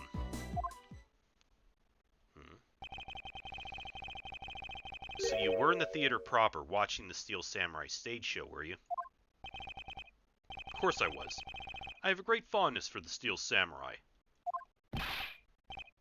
Yeah, I was pretty cool up there, wasn't I? You're not the one who was cool. It was the Steel Samurai who's cool. Yeah, and the Steel Samurai's special finishing move today was really something, huh? Hey, Edgy! Who's she? Who's this super cute girl? Here Larry goes again with the... Trying to pick her up now. She's been standing here this whole time and only now he notices her. Her name is Kay Faraday. She's helping me in my investigation. Sorry I didn't get to introduce myself earlier, but it's better late than never. Yes, okay, Silence in the peanut gallery. There's no time for such trivialities at a time like this. Mr. Prosecutor, this is the final battle. You got that? I know.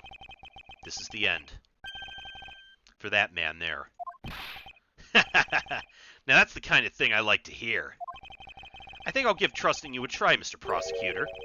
Or rather, Mr. Edgeworth. Oh, he's finally calling us by our name. Giving us a little bit more respect now.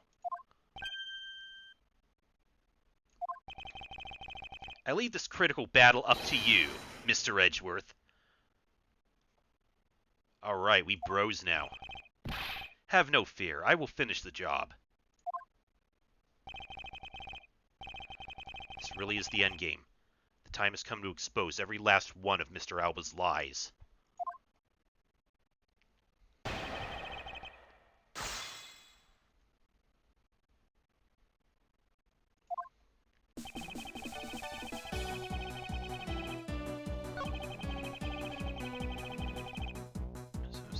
It's hard to prove it, I suppose.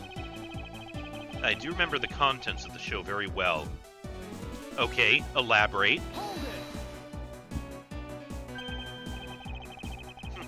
Well, I remember the contents of the show as well myself. That's nice. That's nice?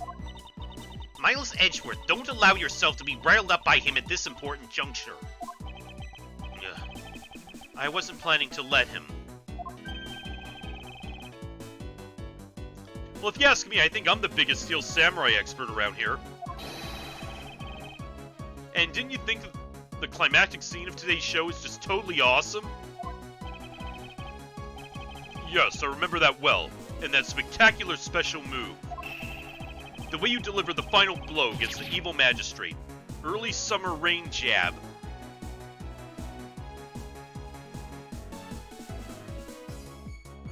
You fucked up, buddy. That was the... Wasn't that the move from... We got your ass. Larry bent the spear so he couldn't use it, so he used the sword instead.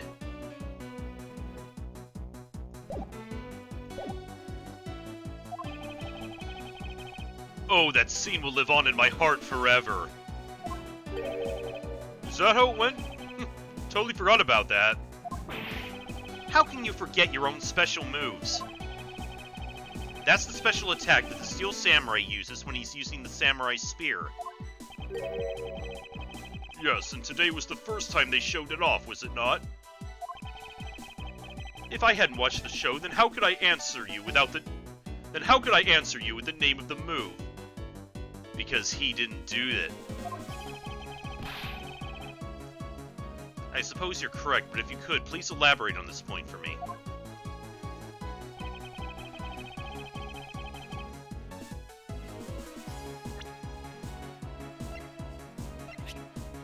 Objection! Gotcha, bitch.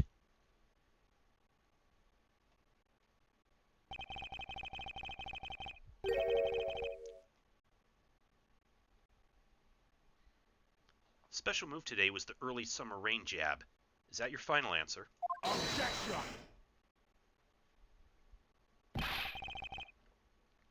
You little irritating gnat. Do you think you can trip me up by asking the same question over and over? That was not my intention. Your testimony is more than sufficient. However, I believe it would be wise for you to take a look at this. The Samurai Spear? What about it? This spear actually never made it on stage today. Excuse me? Unfortunately for you, tonight's Steel Samurai happened to be a goof of a young man with an abundance of useless hot-bloodedness.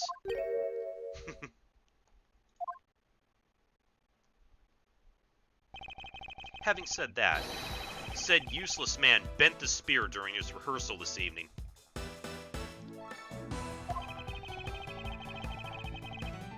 Kay, do you remember what the Steel Samurai special move was tonight?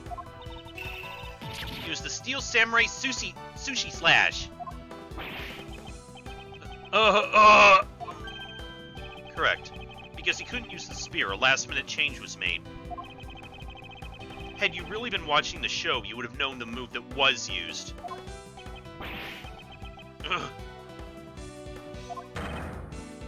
Quercus Alba. You didn't watch even a single minute of the Steel Samurai stage show tonight, did you?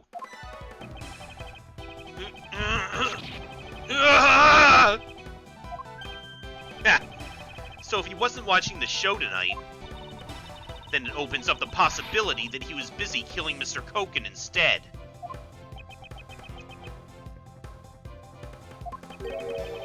So where were you during the show?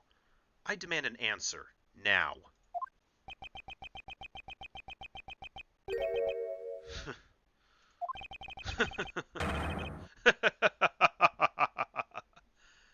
Well, he regained his composure pretty quickly. What's so funny? You're so sloppy. And so are your conclusions.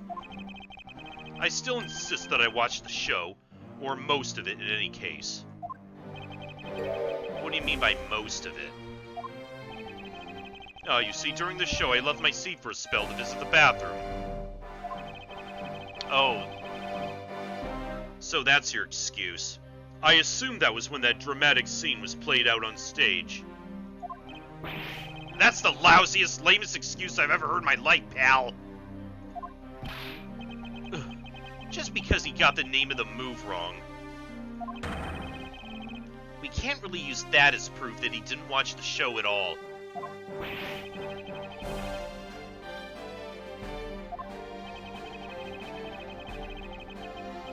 As a fan of the Steel Samurai, I had wanted to watch the entire show. Honest. Objection! As a Steel Samurai fan, For someone who wasn't even in his seat for the climax of the show? You've no right to call yourself a Steel Samurai fan, ever. Oh, I love how Edge is running him down with this. Because again, as we've seen, Edgy is a closet Steel Samurai fan.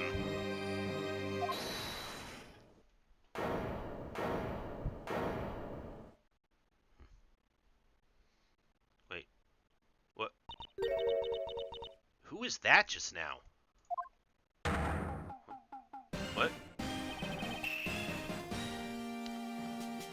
It would be I, young lady. Ugh. Larry, what are you doing interrupting me like that? Edgy, just hold on for a second, I beg! You may never accept this old man as a Steel Samurai fan, but I totally think he's a Steel Samaniac. What exactly is a Steel Samaniac, pal? I believe he meant to say Steel Samurai Maniac. Yeah, and trust me, I know a real fan when I see one, because I'm the Steel Samurai. Objection! I will never acknowledge you as the true...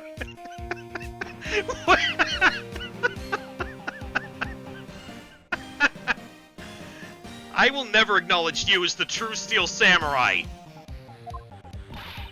What are you getting so worked up over, Mr. Edgeworth? It appears that the real Steel Samurai recognizes me as a fan. As well as he should, for I am a fan. It's not as though I missed the entire show. It was a most amazing show, filled with the spirit of the young and the young at heart. The sarcasm dripping from his long wooden nose couldn't run any thicker.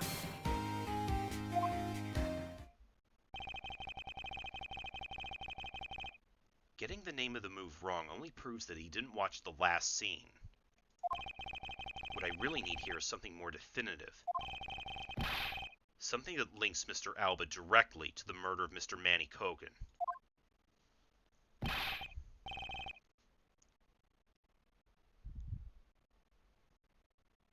You know what, Gramps? You're really something else. I'm honored to receive such praise from the Steel Samurai. But what is it for? Well, I was just wondering how you found out about the early summer rain jab. Yeah, because they did say that it was something brand new. That move's a bit of a secret that only a small portion of the staff knew about. Wait, it was a secret?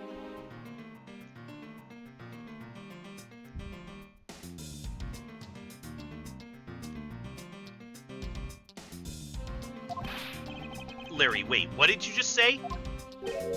Huh? Did I say something stupid again? Did you say that the early summer rain jab was actually a secret? Well, maybe I shouldn't have said secret. It's more like we only decided on the name of the move right before the start of the show. Right before? Yeah, the stage director was going nuts because we were supposed to debut the move.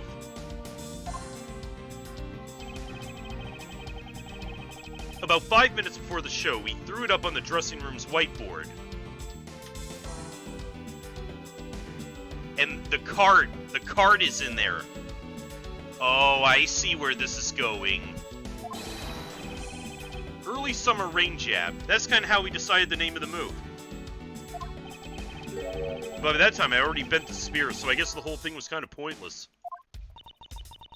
All of you Steel Samurai actors are the same. The director has my complete sympathy. So basically, because we changed the move to the sushi slash, we kind of pretended the early summer rain jab didn't exist at all. I mean, it would be bad if someone found out we changed the move, so we made it a secret. So basically, a gag order was issued for publicity's sake. It almost makes the early summer rain jab sound like a lost art. Yeah, which is why I think most of the staff haven't even heard of the move. Objection! Hold those lips of yours still. The heck, old man? I've done nothing but listen, and from what I can tell, it's all very unrelated to the case. It's also very tedious and a pointless exercise in wasting time, much like a kid's show. Objection! Mr. Alba, I believe the one who should be quiet now is you. How dare you! I suspect you've already noticed exactly what the very severe implications are in this man's testimony. So now you're trying to bully me, huh? There are no implications to be read into a behind-the-scenes story of a kid's show.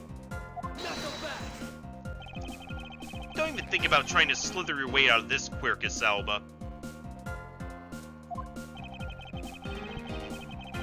You were the one who said it yourself, that the name of the move was Early Summer Rain Jab. But that name was only decided upon right before the show was about to start. So, just what are you driving at?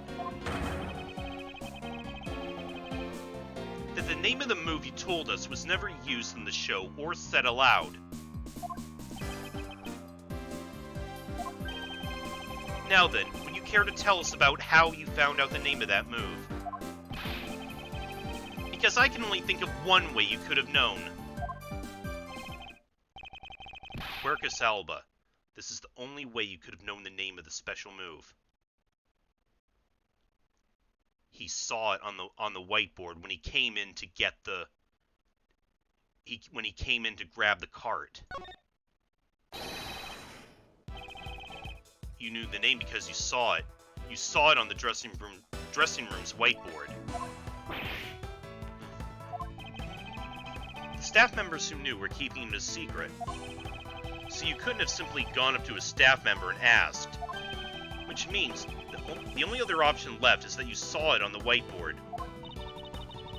So that means Mr. Alba was in the waiting room at some point, right? What's the big deal, sir? I don't see what that means. There's another piece of evidence that has a great deal to do with the dressing room. So we can't afford to let this slide.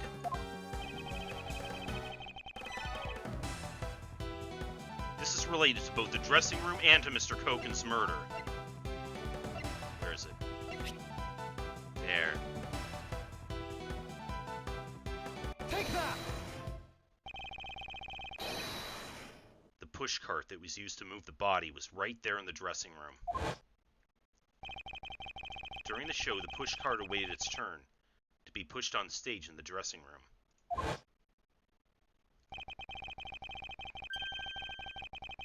And it was finally pushed there, along with the Iron Infant, in the last scene of the show.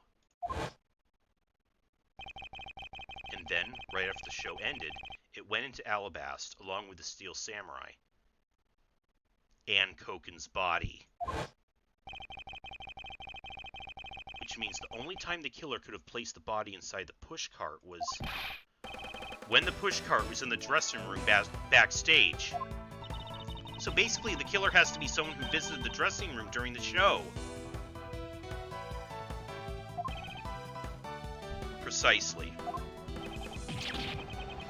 Ugh!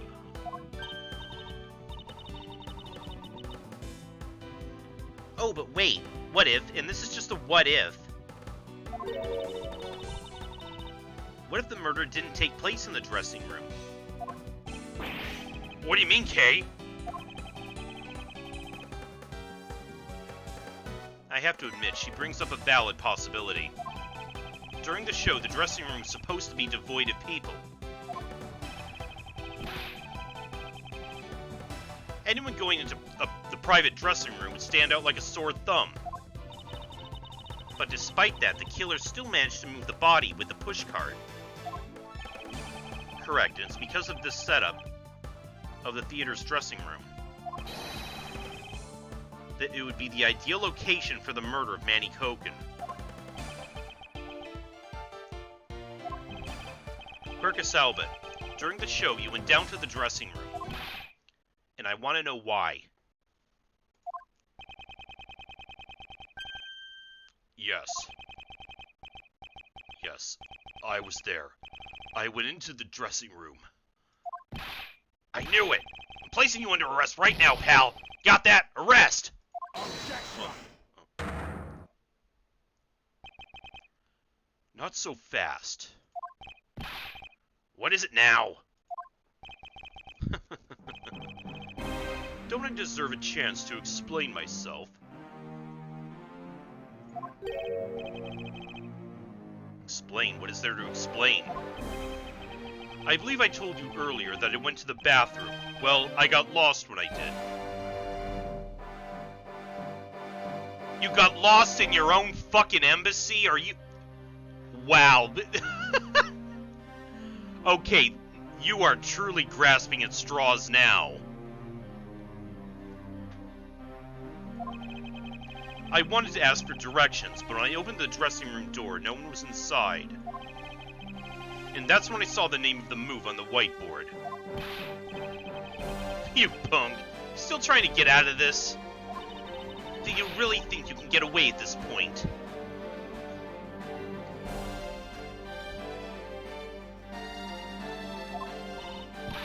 Mr. Edgeworth, is there anything you can do to stop him?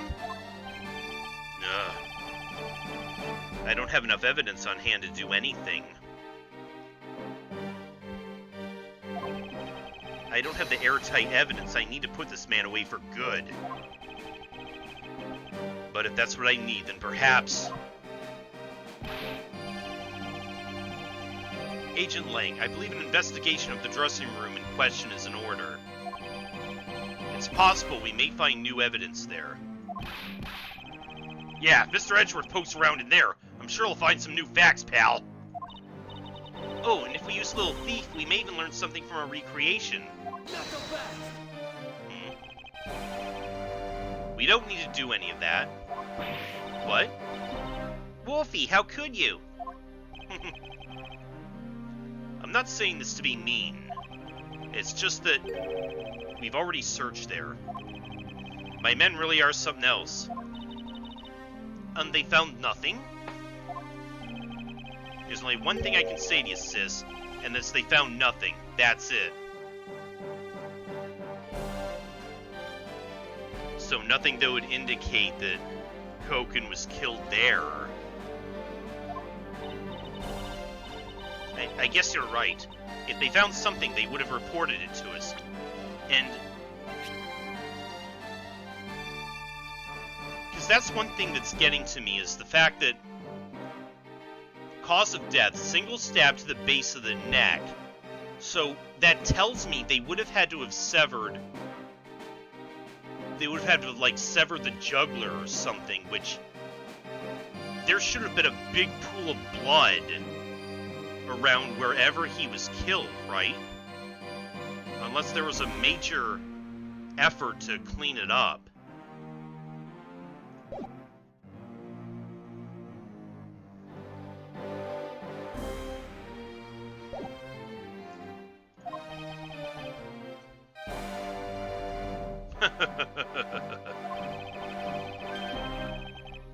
They couldn't find anything because there was nothing there to find. And if there's no info to feed into Little Thief, then I can't do much to help either. Is this the end? The murder took place in this theater, which is not protected under extraterritorial rights. And the fact that it was Mr. Alba himself who committed the murder. If I can't prove both statements to be true, Mr. Alba walks away a free man. Is there no other course of action left to us? It would appear that your hand of cards has turned out to be a bust. Now, if you'll excuse me, because of you people, I missed my flight. Now I must make haste to arrange for a new one. Now what? Who is it this time? Old bag. Hold it right there, you whippersnappers. Ugh, first Larry and now you. What's with that scary monster like scowl in your face, Edgy Poo? Don't treat me like I'm some sort of nuisance. I've been mean to say this, but all you keep talking about things I don't get at all. You're all leaving this lady in a sad, depressing, lonely dust I'm about to cry in. Why did you have to speak up right at this instant? But you know what, Edgy Poo? Cheer up. Because I'm about to give you the most wonderful thing. The most wonderful thing from you. Yeah, he's sure looking forward to that. It's so super special, I couldn't give it away to just anyone, you know. Oh, my sweet present of love to my sweet Edgy Poo. Are you ready? Is this... It's... Huh?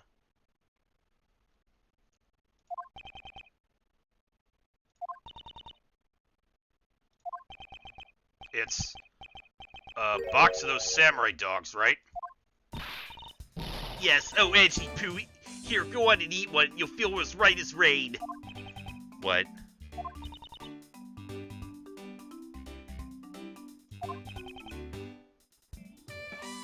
Everybody is speechless.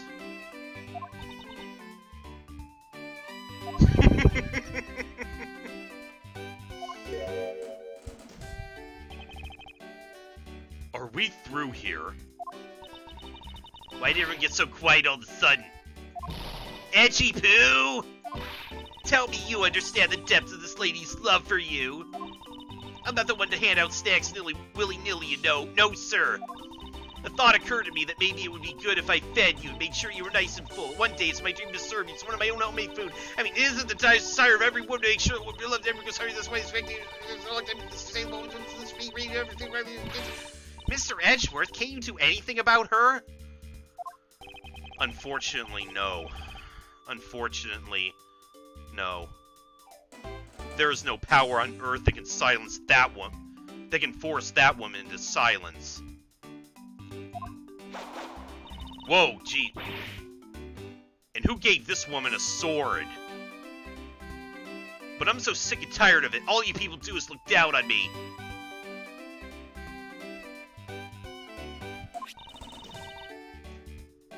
Even this box of samurai dogs played me for a fool. It had a special design on its... It had a special design on its fan, like the Japanese flag, so I thought it was special. But when I ate one, it tasted just like all the rest. Oh, it made me so mad. Wait. A special box with a Hinamaru-like fan on it? I never heard of such a piece of merchandise existing before. However, there it is. The red rising sun on this fan is filled in. Is it possible? Could it be? Wait, we do have samurai dogs. Yeah, but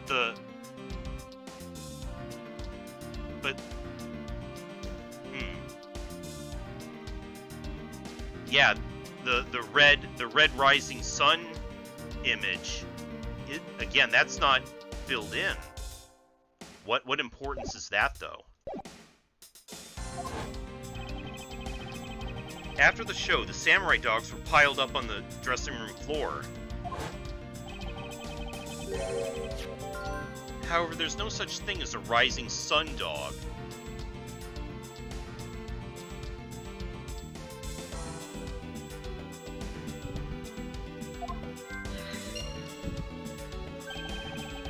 Oh. The contradiction of facts between something that should not exist and yet does.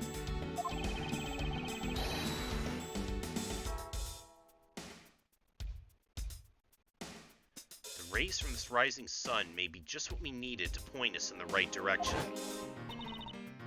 A present? The studio bigwigs basically told us to play delivery boys. We were supposed to hand the dogs off to the embassy people and tell them hi.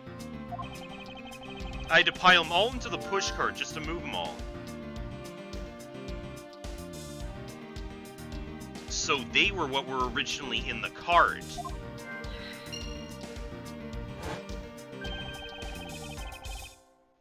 I believe you understand what this means, correct? You killed Mr. Koken at this theater, then placed his body inside the pushcart. And then, you forced the Steel Samurai to unwittingly move the body for you. It's time to piece the final pieces of this logic puzzle together. No matter how fragile or small the connections may be, once we found them all, the way to the truth will be revealed. And I think...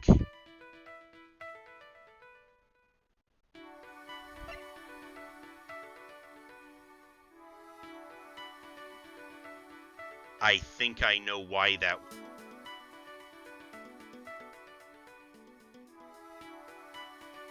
That's a drop of blood that fell on it.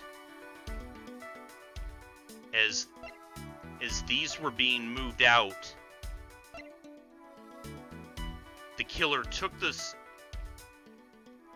these out of the pushcart to make room for the body, and a drop of blood fell on one of them.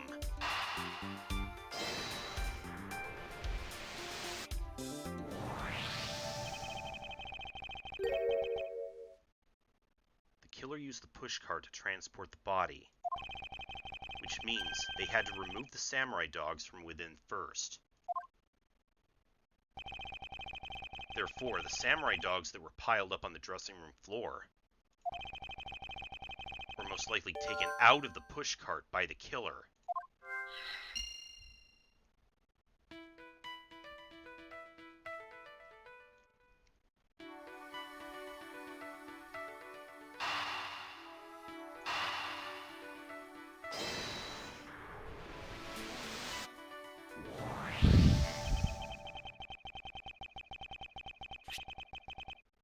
That which should not exist. This box of samurai dogs with a Hinomaru on it. If this red rising sun was filled in when the killer was busy removing dogs from the pushcart, then it's proof that the murder took place in the dressing room. As long as this red substance turns out to be what I believe it to be. Wendy Oldbag, I thank you. Well, that made her day. What you have given to me is truly something very special. Edgy poo! Mr. Edgeworth, are you sure you're feeling okay, sir? Mr. Alba, as I suspected, you killed Mr. Koken in the dressing room.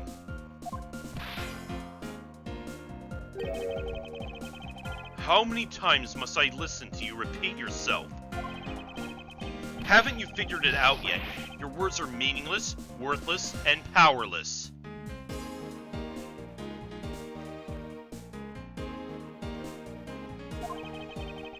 The only way I'm going to continue to cooperate is with some definitive evidence.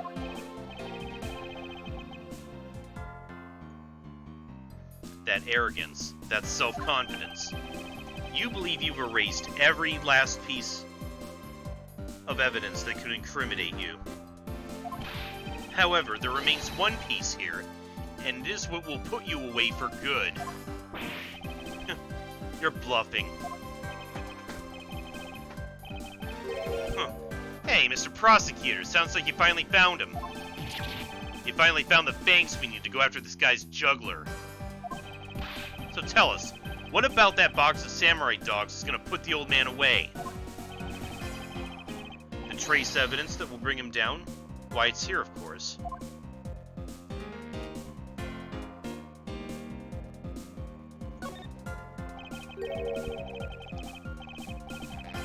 This box of samurai dogs with a rising sun fan on it. This should never have existed. So I want you all to take a good look at this red spot. It's a single drop of blood. Huh? What? Blood, you say? Agent Lang, I'd like this blood analyzed post-haste. I gotta admit, I'm a bit surprised. I can't believe we found blood in a place like this. Hey you, get this down to the lab, pronto!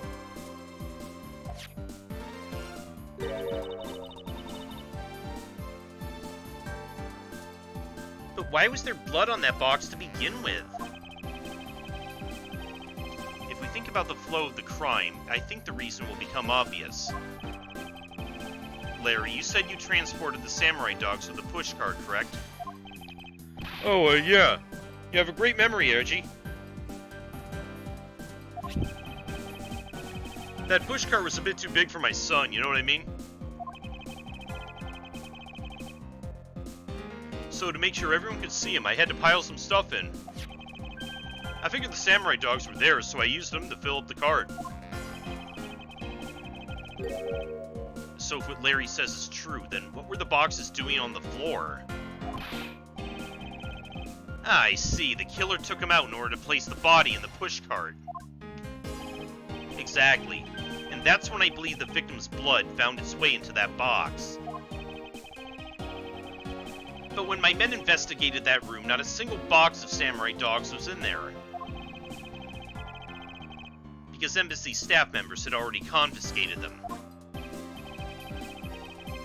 Yes, no doubt to hide the evidence of the murder. It's a good thing Miss Oldbag managed to steal that one box before they got to them, huh? Looks like Miss Oldbag also managed to put this great thief to shame. No. What a scandalous way of putting that. I didn't steal, I received it for myself. If you say so. Quercus alba. I'd say this was one very fatal oversight on your part.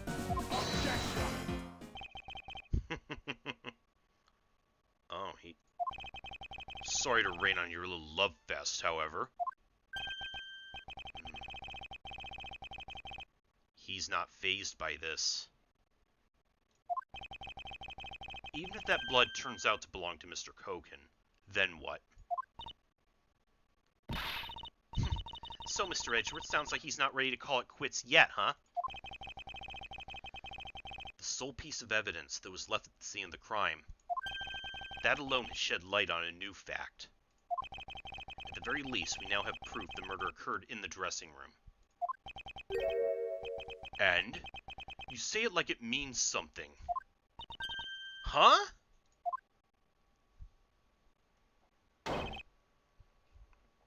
Excuse me, sirs.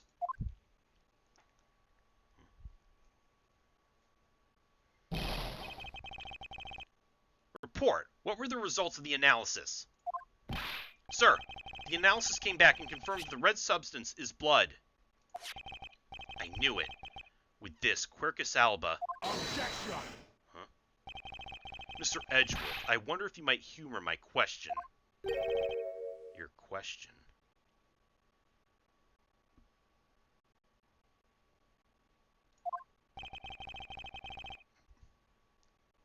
The one from before, or have you forgotten? Even if that is Mr. Kogan's blood, what difference would it make? Not so fast!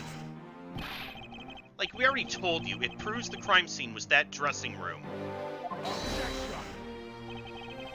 But it doesn't prove that I'm your killer, does it? Nah, that's...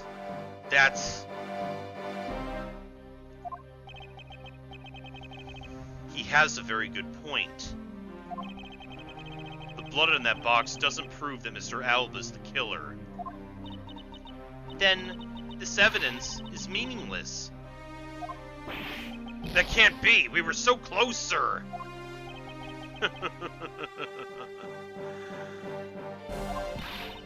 I want to smack that smug look off his face. Come on, there's gotta be something we can do. We finally found a solid piece of evidence. There must be something I can expose with it.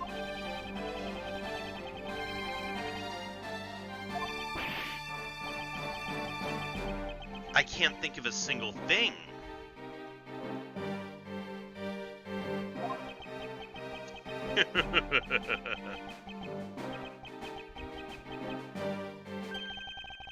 Now, if you'll excuse me, I'll be...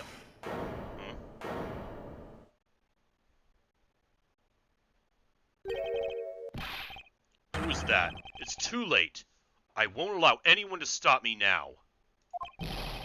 Wasn't me, pal. Wasn't me this time either. Wasn't me either. It was me. What? Why did you... Oh, the forensics guy? Because I haven't finished reporting everything to you yet, sir. There's more?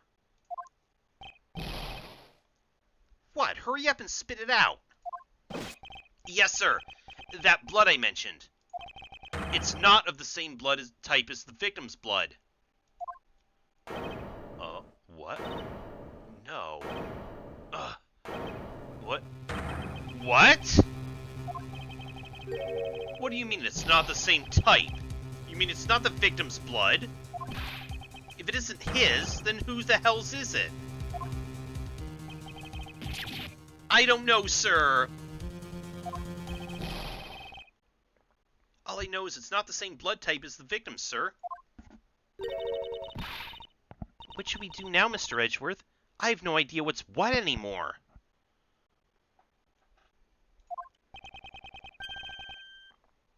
Neither do I. My, what an amusing turn of events. That blood drop proves something to be true, all right. Namely, my words. And which one of your words would that be? The ones where I said that your words are meaningless, worthless, and powerless. That blood has nothing to do with the murder investigation whatsoever. Need I remind you that the blood got onto that box long before it entered my embassy? What sort of nonsense? Yeah, it's blood, pal. There's no way it's not related to the murder. So you would like to believe. But what if someone preparing the samurai dogs had a small nosebleed? What then? Yeah, I guess that's possible. Damn it, have we been wasting our time on a red herring? The blood doesn't belong to anyone connected to the case. That should be clue enough. Quercus Alba, you bastard! Silence! Don't you ever address me with such a filthy word again! I've wasted enough time here with you, and you have your answers. Now let me through! Not so fast! Now, Alba, it doesn't matter where you run off to. You'll never escape me. Someday I'll have the satisfaction of sinking my fangs into you. You'll see. And all of Interpol will be behind me, working to see to it that that day comes. Do you know what your words sound like to me? They sound like the whinings of a pathetic loser of a mutt.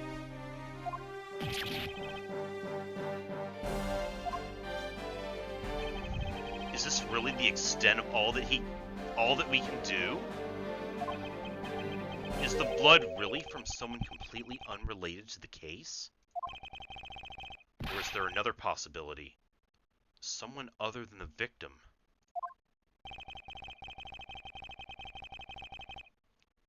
Just when I thought I had him backed into a corner, it's I who's been backed into one. In a situation like this, what would that man do? Are you referring to Phoenix? What would he, who can turn any desperate situation around, do? Turn it around. That's it. I must turn my way of thinking around. It's not whose blood is this.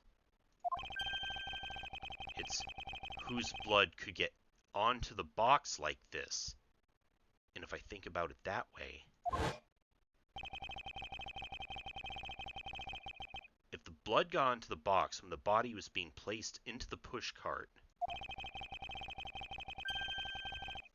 then the owner of said blood must have been in the dressing room at the time. So it's the killer's blood that's on it, is what you're saying. And there's only one person that could be. And he even... Didn't he... Yes!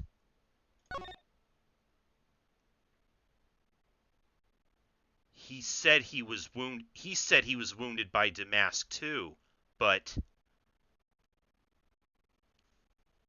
Maybe it was Koken when he fought back as he attacked him.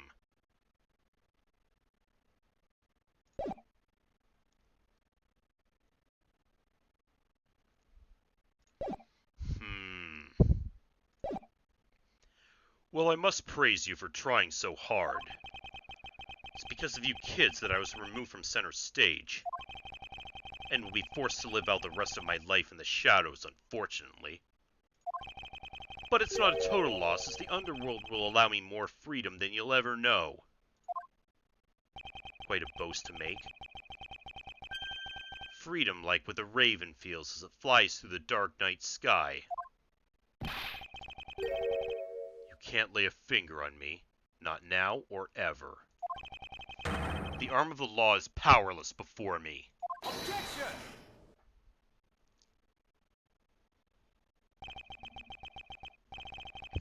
Powerless, is it? I wouldn't be so sure about that if I were you. What do you mean? Allow me to describe you in one word. Pitiful. Pitiful? How so? Quercus alba, your wings were clipped long ago.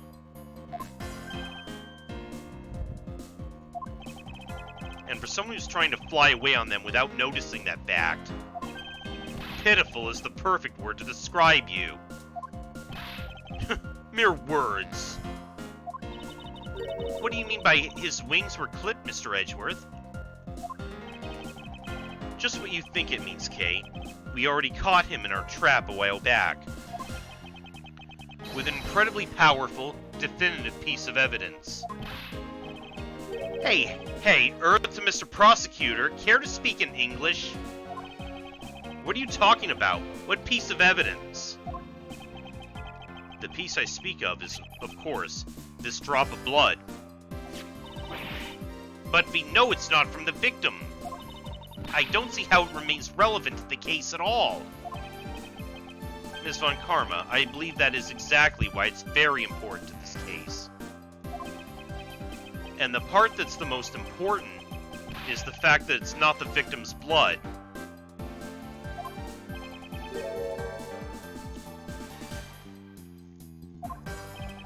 You're looking a little pale. Good. I believe you're already aware of what I mean. Then you know who the blood belongs to. Of course I do. This piece of evidence is the irrefutable proof that will stop the killer in his tracks. The blood that soiled this box of samurai dogs belongs to this person.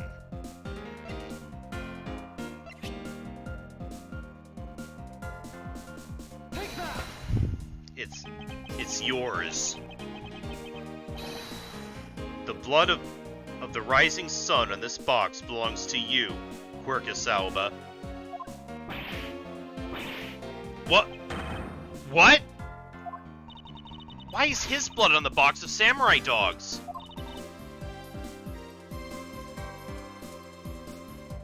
He's not even a victim. The blood fell onto the box when Mr. Koken's body was being loaded onto the pushcart. At that time, the only two people in the dressing room were the victim and his killer. So that's what you mean. If the blood doesn't belong to the victim, then there's only one other person it could belong to. Yes, and that person is the murderer himself. That's the only logical conclusion. But Mr. Koken was the one who was stabbed, sir. Why would Mr. Alba have been the one who was bleeding? What if during the murder Mr. Koken had fought back? You mean if before Mr. Alba could kill him, Mr. Koken managed to wound Mr. Alba? Yes, and I believe we have a piece of evidence that proves that he was bleeding then.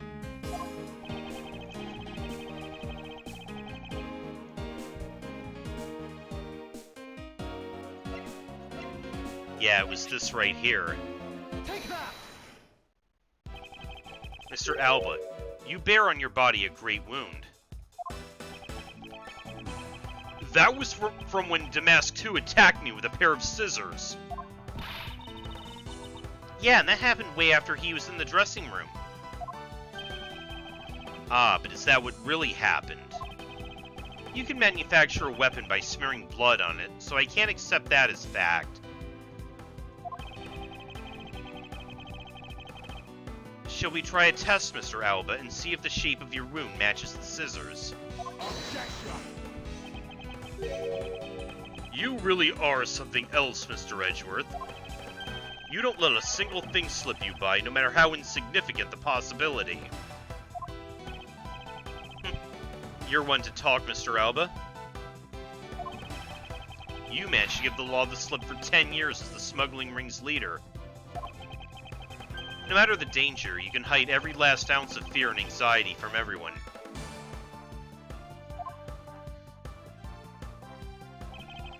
You truly are a one-of-a-kind criminal. Objection! I'm the master of my fear. However, to think that a person such as you could miss such a large thing. You believe I've overlooked something. You said my wound was caused by Mr. Kogan, and that it was caused here in one of the theater's dressing rooms, right?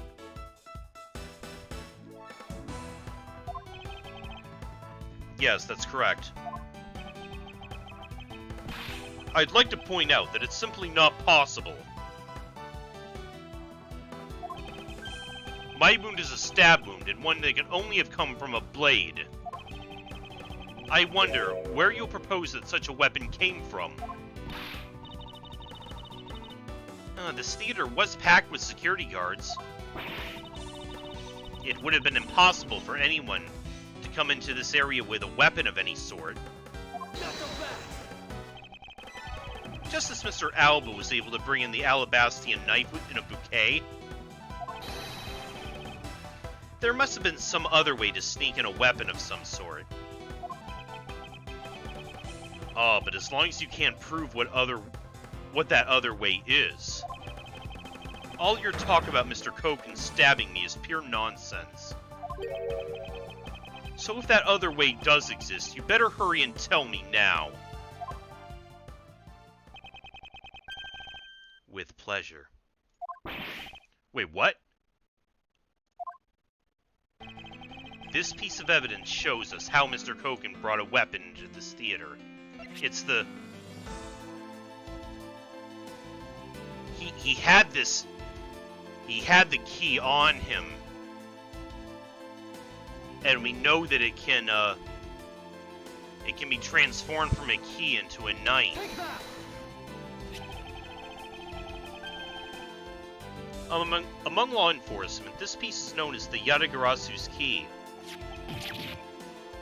That key! That's the key my father stole from here 7 years ago. And it's very unique, in that it's both a key and a knife. Meaning, under the guise of a key, it could have easily been brought into the theater.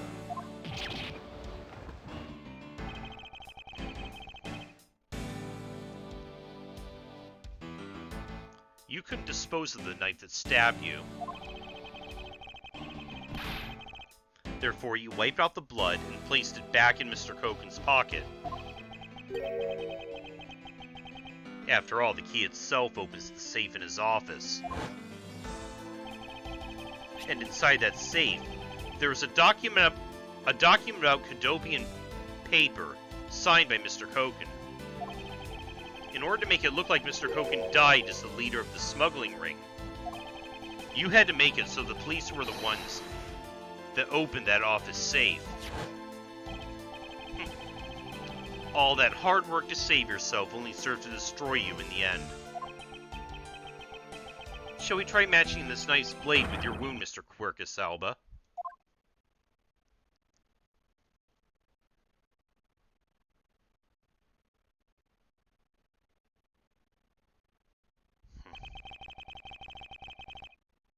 And that is what some may call the coup de grace.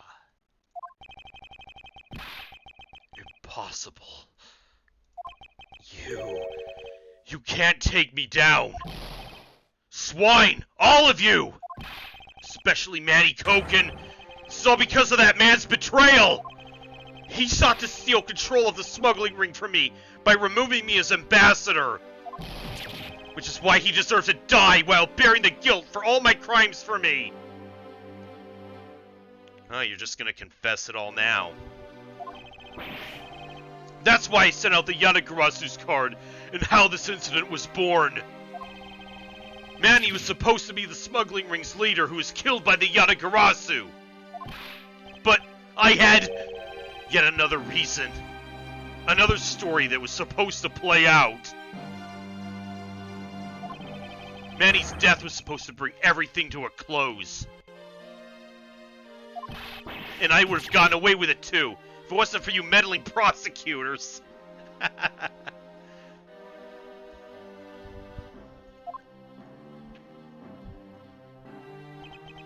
Mr. Alba, I'm afraid there's one more question I forgot to ask.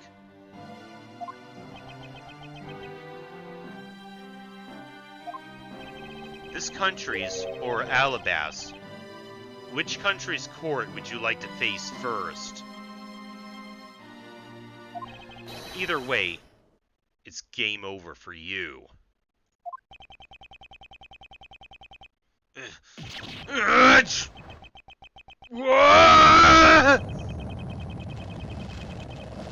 Damn.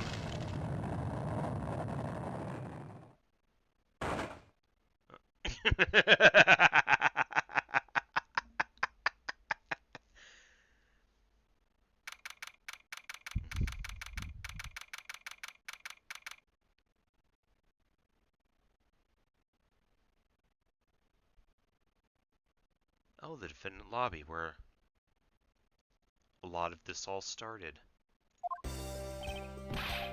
Oh, this is it, the big day. It's Mr. Alba's trial today. And next week, he's scheduled to stand trial in his own country of Alabast. Francisca's heading that one. I suspect she'll be serving a full course of the whiplashes at it. Having to face Miss Von Karma in court right after facing you, sir. I don't want to think of what that would be like. Got a glimpse of Mr. Alba as he was being escorted to the courthouse.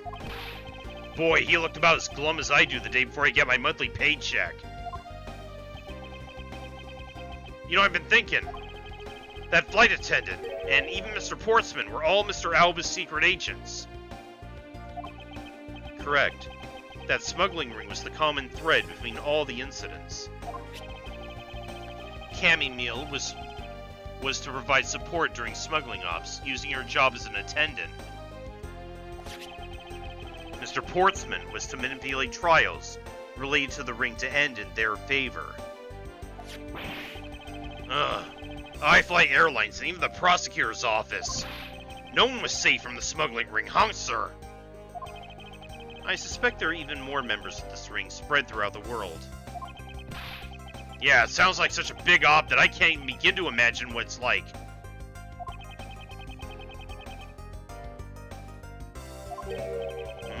What is it, Detective?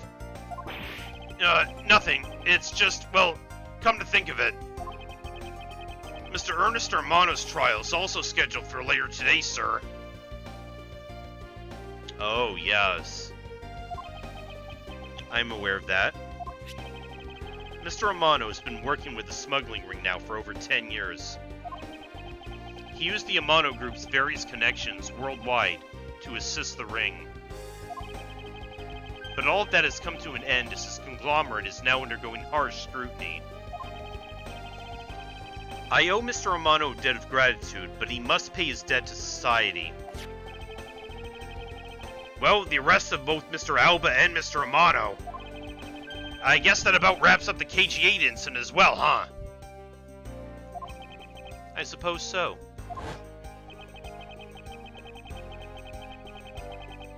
The real killer in the KG8 incident 10 years ago was Manny Koken. And 7 years ago, the killer in the second KG-8 incident was Mac Rell. Those two facts are the unshakable truth.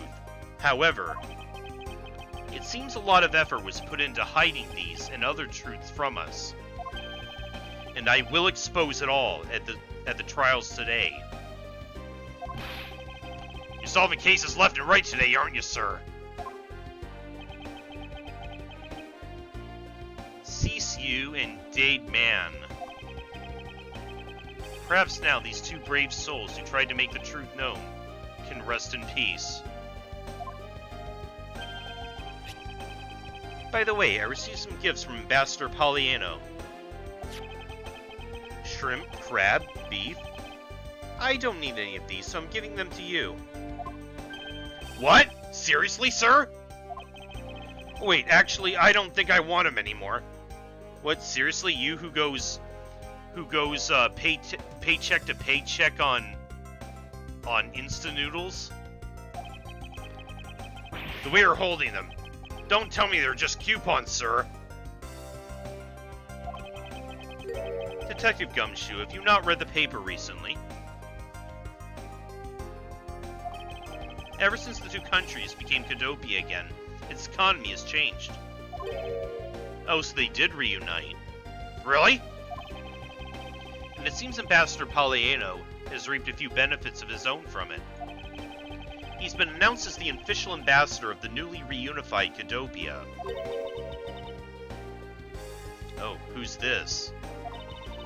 Even though every item he sent is a treasure, you don't seem all that interested. Well, if you don't want them, I can give them to my lovely assistant, Kay. Wait, that's not what I said, so, Mr. Edgeworth, please let me have them, sir! Actually, come to think of it, where is Kay? How come she's not still here? There she is. Hey, you've got to be more alert than that. Ah! Can't believe you didn't notice. I was even mimicking Mr. Edgeworth's voice for a bit. I totally didn't notice you, or realize that voice was you. Lang Z says, ferocious love blooms with each new spring. Agent Lang, a pleasant surprise to see you here. It's been a long time since I set foot in a courthouse, but I wasn't gonna miss watching the guy who screwed up my country finally get what's coming to him. Well, that and something else. I want to see you in action, in court. Is that so, Agent Lang? He flushed out all the counterfeit bills, so Zeng Fa is finally at peace again. And it's all thanks to you, so I just want to say, thanks. Wow, I never thought I'd see the day old Wolfie says thanks to Mr. Edgeworth. I should be the one thanking you, Agent Lang. If you hadn't negated Mr. Alba's extraterritorial rights, I wouldn't have been able to bring him to trial. I believe the victory belongs to the both of us in this case. Shared victory, huh? Look, don't get me wrong. I'll still never forgive you prosecutors. So, we haven't figured this out. What is... He does have a beef with prosecutors, but there is a sequel to this.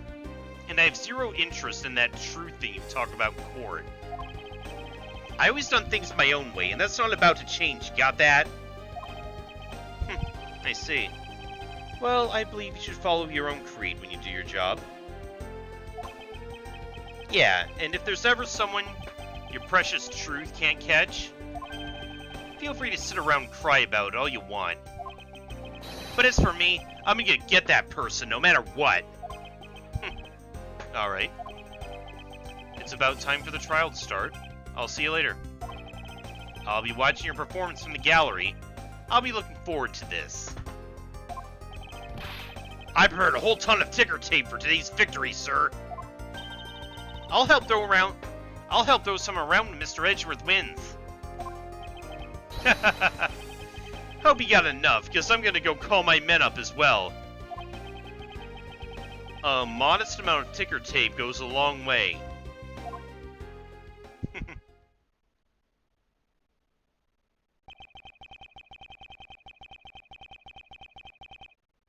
The scene shifts to the... Oh. The legend of the great thief, Yatagarasu, is the story of those who chose to dedicate their lives to the pursuit of the truth. Prosecutors are those who seek a guilty verdict for the defendants they meet, and to that end you have no choice but to win by any means necessary. That creed was forced on me since I was very young. However, I no longer think that's all we prosecutors are, and that's because this is... Okay, yeah, again, that auto-scrolled, so I had to read it pretty fast. Even though I've only been away from the courtroom for a short time, I feel as though it's been a lifetime since I've set foot in one. Today, for more than any other day, I feel the fright within me rising.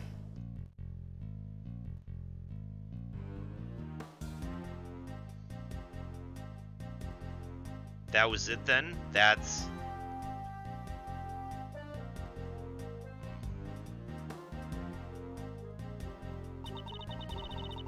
I'm really in Mr. Edgeworth's debt for the other day. Thanks to him, I'm still free to serve in the friendly blue skies. Oh, so about my suitcases. I've been selling them on the internet, and they've become a real sensation. Thanks to the praise the art world has lavished on my work, as being truly postmodern. The airline's chosen me to design their new line of high-flight jumbo jets. Just think, someday you'll be able to take a ride in my pink-walled, yellow-seated jet. Oh boy, I can't wait. Okay, we're gonna get some epilogue scenes with some of the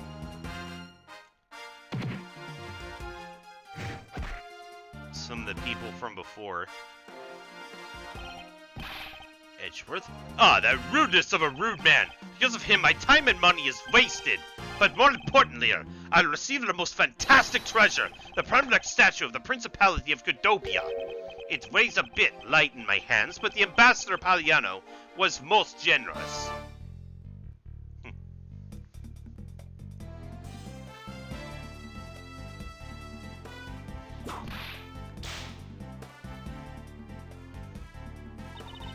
We finally caught Agent Hicks's killer, and I was able to witness Mr. Alba's teary eyes.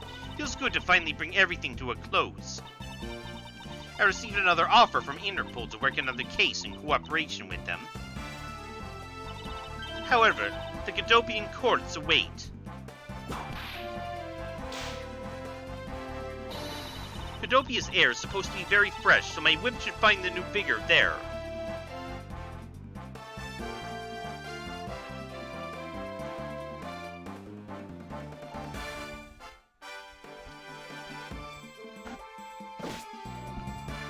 Oh, is it Meekins? This little patrolman's been fired as of today, sir. I thought I was safe since we found the gun I dropped. But I hadn't noticed I dropped my police badge, too. I guess what really broke the camel's back was I couldn't find my badge. My little life has suddenly transformed into a dark, black hole, sir.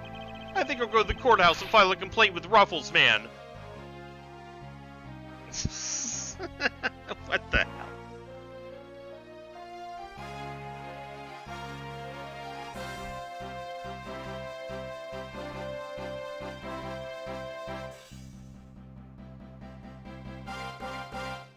Oh, Emma. I was actually hoping to talk with Mr. Edgeworth a bit more than I did. But I gotta get going and return to Europe. I still got a long way to go and a lot of stuff to study there. Next time I help Mr. Edgeworth on a case, I'm gonna do it as a real forensic scientist. I'm sure he's gonna need all the help I can give him, scientifically. You go, Emma.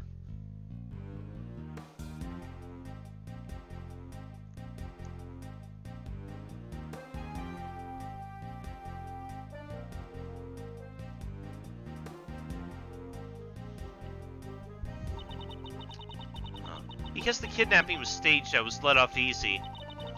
But I won't be going outside much anytime soon, but that's really okay. The only prison I'm forever trapped in is the cage of love. The guard down at the detention center, well, when he's on guard duty, He has such a cold look in his eyes, just like that prosecutor. Dumb. Oh, stop it, Lauren.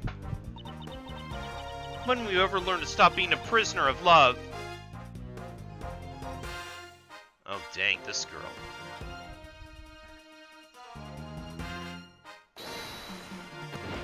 Pfft.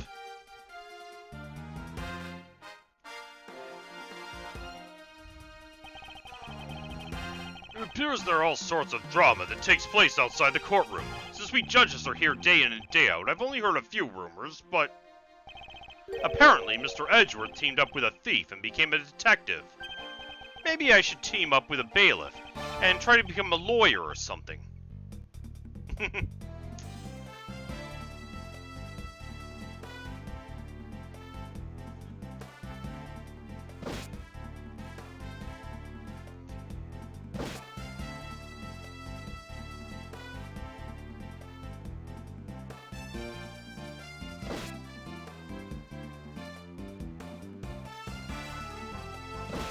Ah, yes. Phew, I barely escaped again. Yeah, but boy, were we lucky to have Mr. Edgeworth help us out, huh? Yeah, but because I lost the key, I got fired from my security guard job. Don't let it get you down, Maggie. Still got me.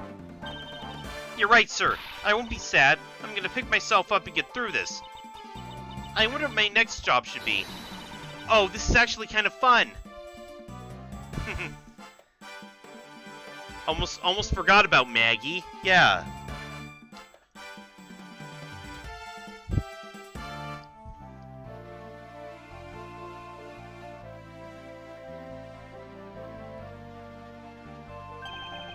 Why not come to Godopia for your summer vacation? We have coupons aplenty. Right now, our embassy is proud to present our Let's Investigate a Murder show. Although recreating that particular case has created a few small fires of its own. Then we had a few problems with the fire marshals. But the next event will be great. It'll be an attraction entitled Capture the Yatagarasu. Of course, I hope to enlist Kay's help in creating our latest attraction.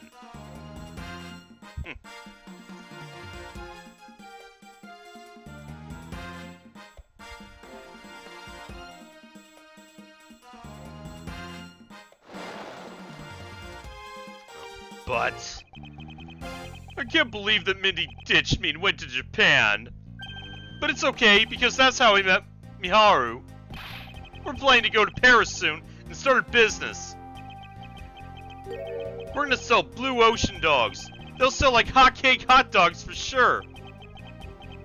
A blue hot dog and a blue bun. I guarantee it'll turn your tongue and your face blue. I know I'm not really the type to work a lot or at all really, but so I noticed I'm not really the guy in the blue suit at all recently.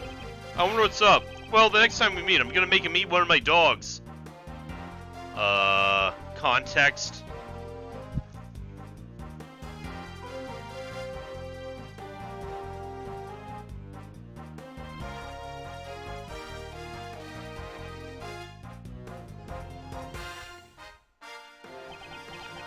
Did I give testimony in court today as a member of the Yatagarasu? Yo, Mr. Bad, you looked well, all things considered. By the way, have you noticed the elements within the ring have begun moving? They're probably fighting over who should succeed. Over who should be the next boss.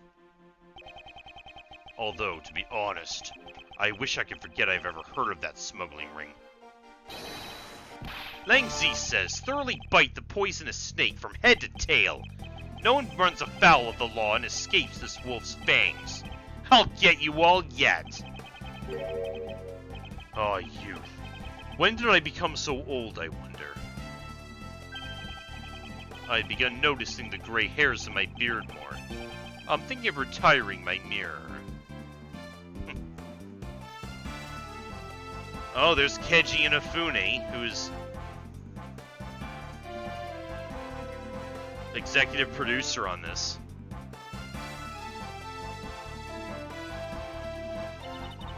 I was the pig princess and the pig badger, all in the span of 2 days. Talk about busy.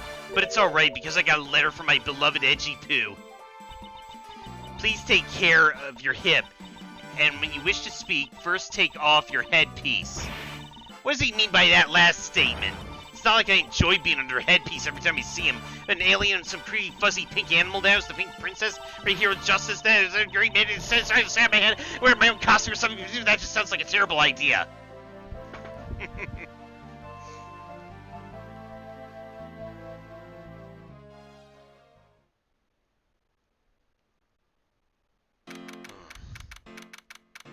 March 17th, 4:33 p.m. High Prosecutor's Office, room 1202. Oh, I feel so much better now that the trial's over. And as always, your legal prowess was top-notch, sir. Yeah, nothing beat the look on Mr. Alba's face when you revealed the ring's secrets. I was amazed. You're like a totally different person when you step into a courtroom. Mr. Edgeworth is always 10 times fiercer in court. Based on the information Mr. Alba offered up, they've begun large-scale operations to clean up the rest of the ring, which I'm happy to leave to Francisca and Agent Lang. So what are your plans now, Kay? Oh, well, we've taken care of the creep who killed my father, so I'm not sure. Hey, I know. Maybe I'll just keep on being Mr. Edgeworth's assistant. Are you still trying to steal my job, pal? Just kidding, just kidding. I can't steal something so important to you, Gummy. Oh, what a relief. Okay. Yes? Even after all that's happened, are you still planning to become a great thief? Of course. But I don't want to tarnish the legend of the noble Yatagarasu. So I'm gonna hold off on doing anything until I make a tight 3-person team of my own. 3-person team? Well, you probably got 2 people right here. A 3-person team of young beauties the same age as me, if possible. With those criteria, I highly doubt you'll find the 2 other people you need. My father chose to fight for the truth.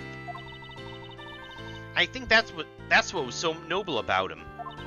So you see, Mr. Edgeworth, the only things I'll ever steal are the truths that have been hidden away. I'm gonna work extra hard to make a world where the Yatagarasu isn't needed. Let's both strive for such a future. Well, I guess it's time for me to get going. I see. Okay, keep your chin up and stay strong, okay? And don't be a stranger. Don't worry, I'll be back. I'll be sure to break the lock on the window and sneak in. If you could, I'd appreciate it if you came in through the building's front door. It's okay, Mr. Edgeworth. The lock on my window at home's been broken for forever. Oh, one last thing before I go. Let's take a group picture. Just the 3 of us. Yeah, commemorative photo. Every big case has to end with one. No. Hey, why not? Don't tell me your camera's shy, Mr. Edgeworth. Of course not, Detective. Come on, Mr. Edgeworth. I'm taking the picture now. Hey, come back here! Mr. Edgeworth, you can't run away from this, sir! Hey, Detective Gumshoe! Stop that! I can't be seen doing that! Okay, I'm totally taking it now. Say cheese! What we got? And thus the long tale of the KG-8 incident comes to a close. It saw the demise of a smuggling ring and the birth of a little great thief. But there's little time to rest and relax, for I'm eager to tackle the investigation into a new case. The reason for my eagerness is my want to pursue the truth, and my want to believe in the strength of those who use the power of the law for good. As someone who's chosen to live my life as a prosecutor, that is my new creed. Aww.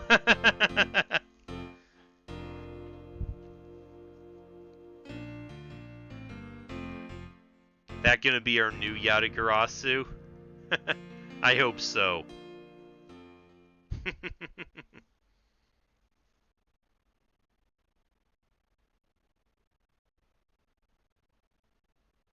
That was it then. That was Ace Attorney Investigations, Miles Edgeworth. We made it to the end. Alright. So, with that, I feel good leaving it off for tonight. I do have...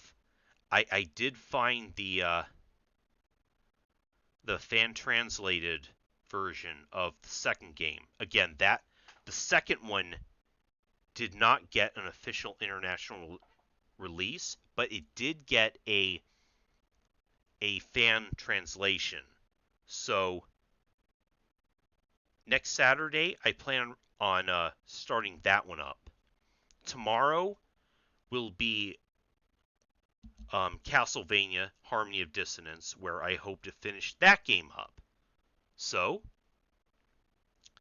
I will leave it there. Then everybody have a good night, and I will see you then.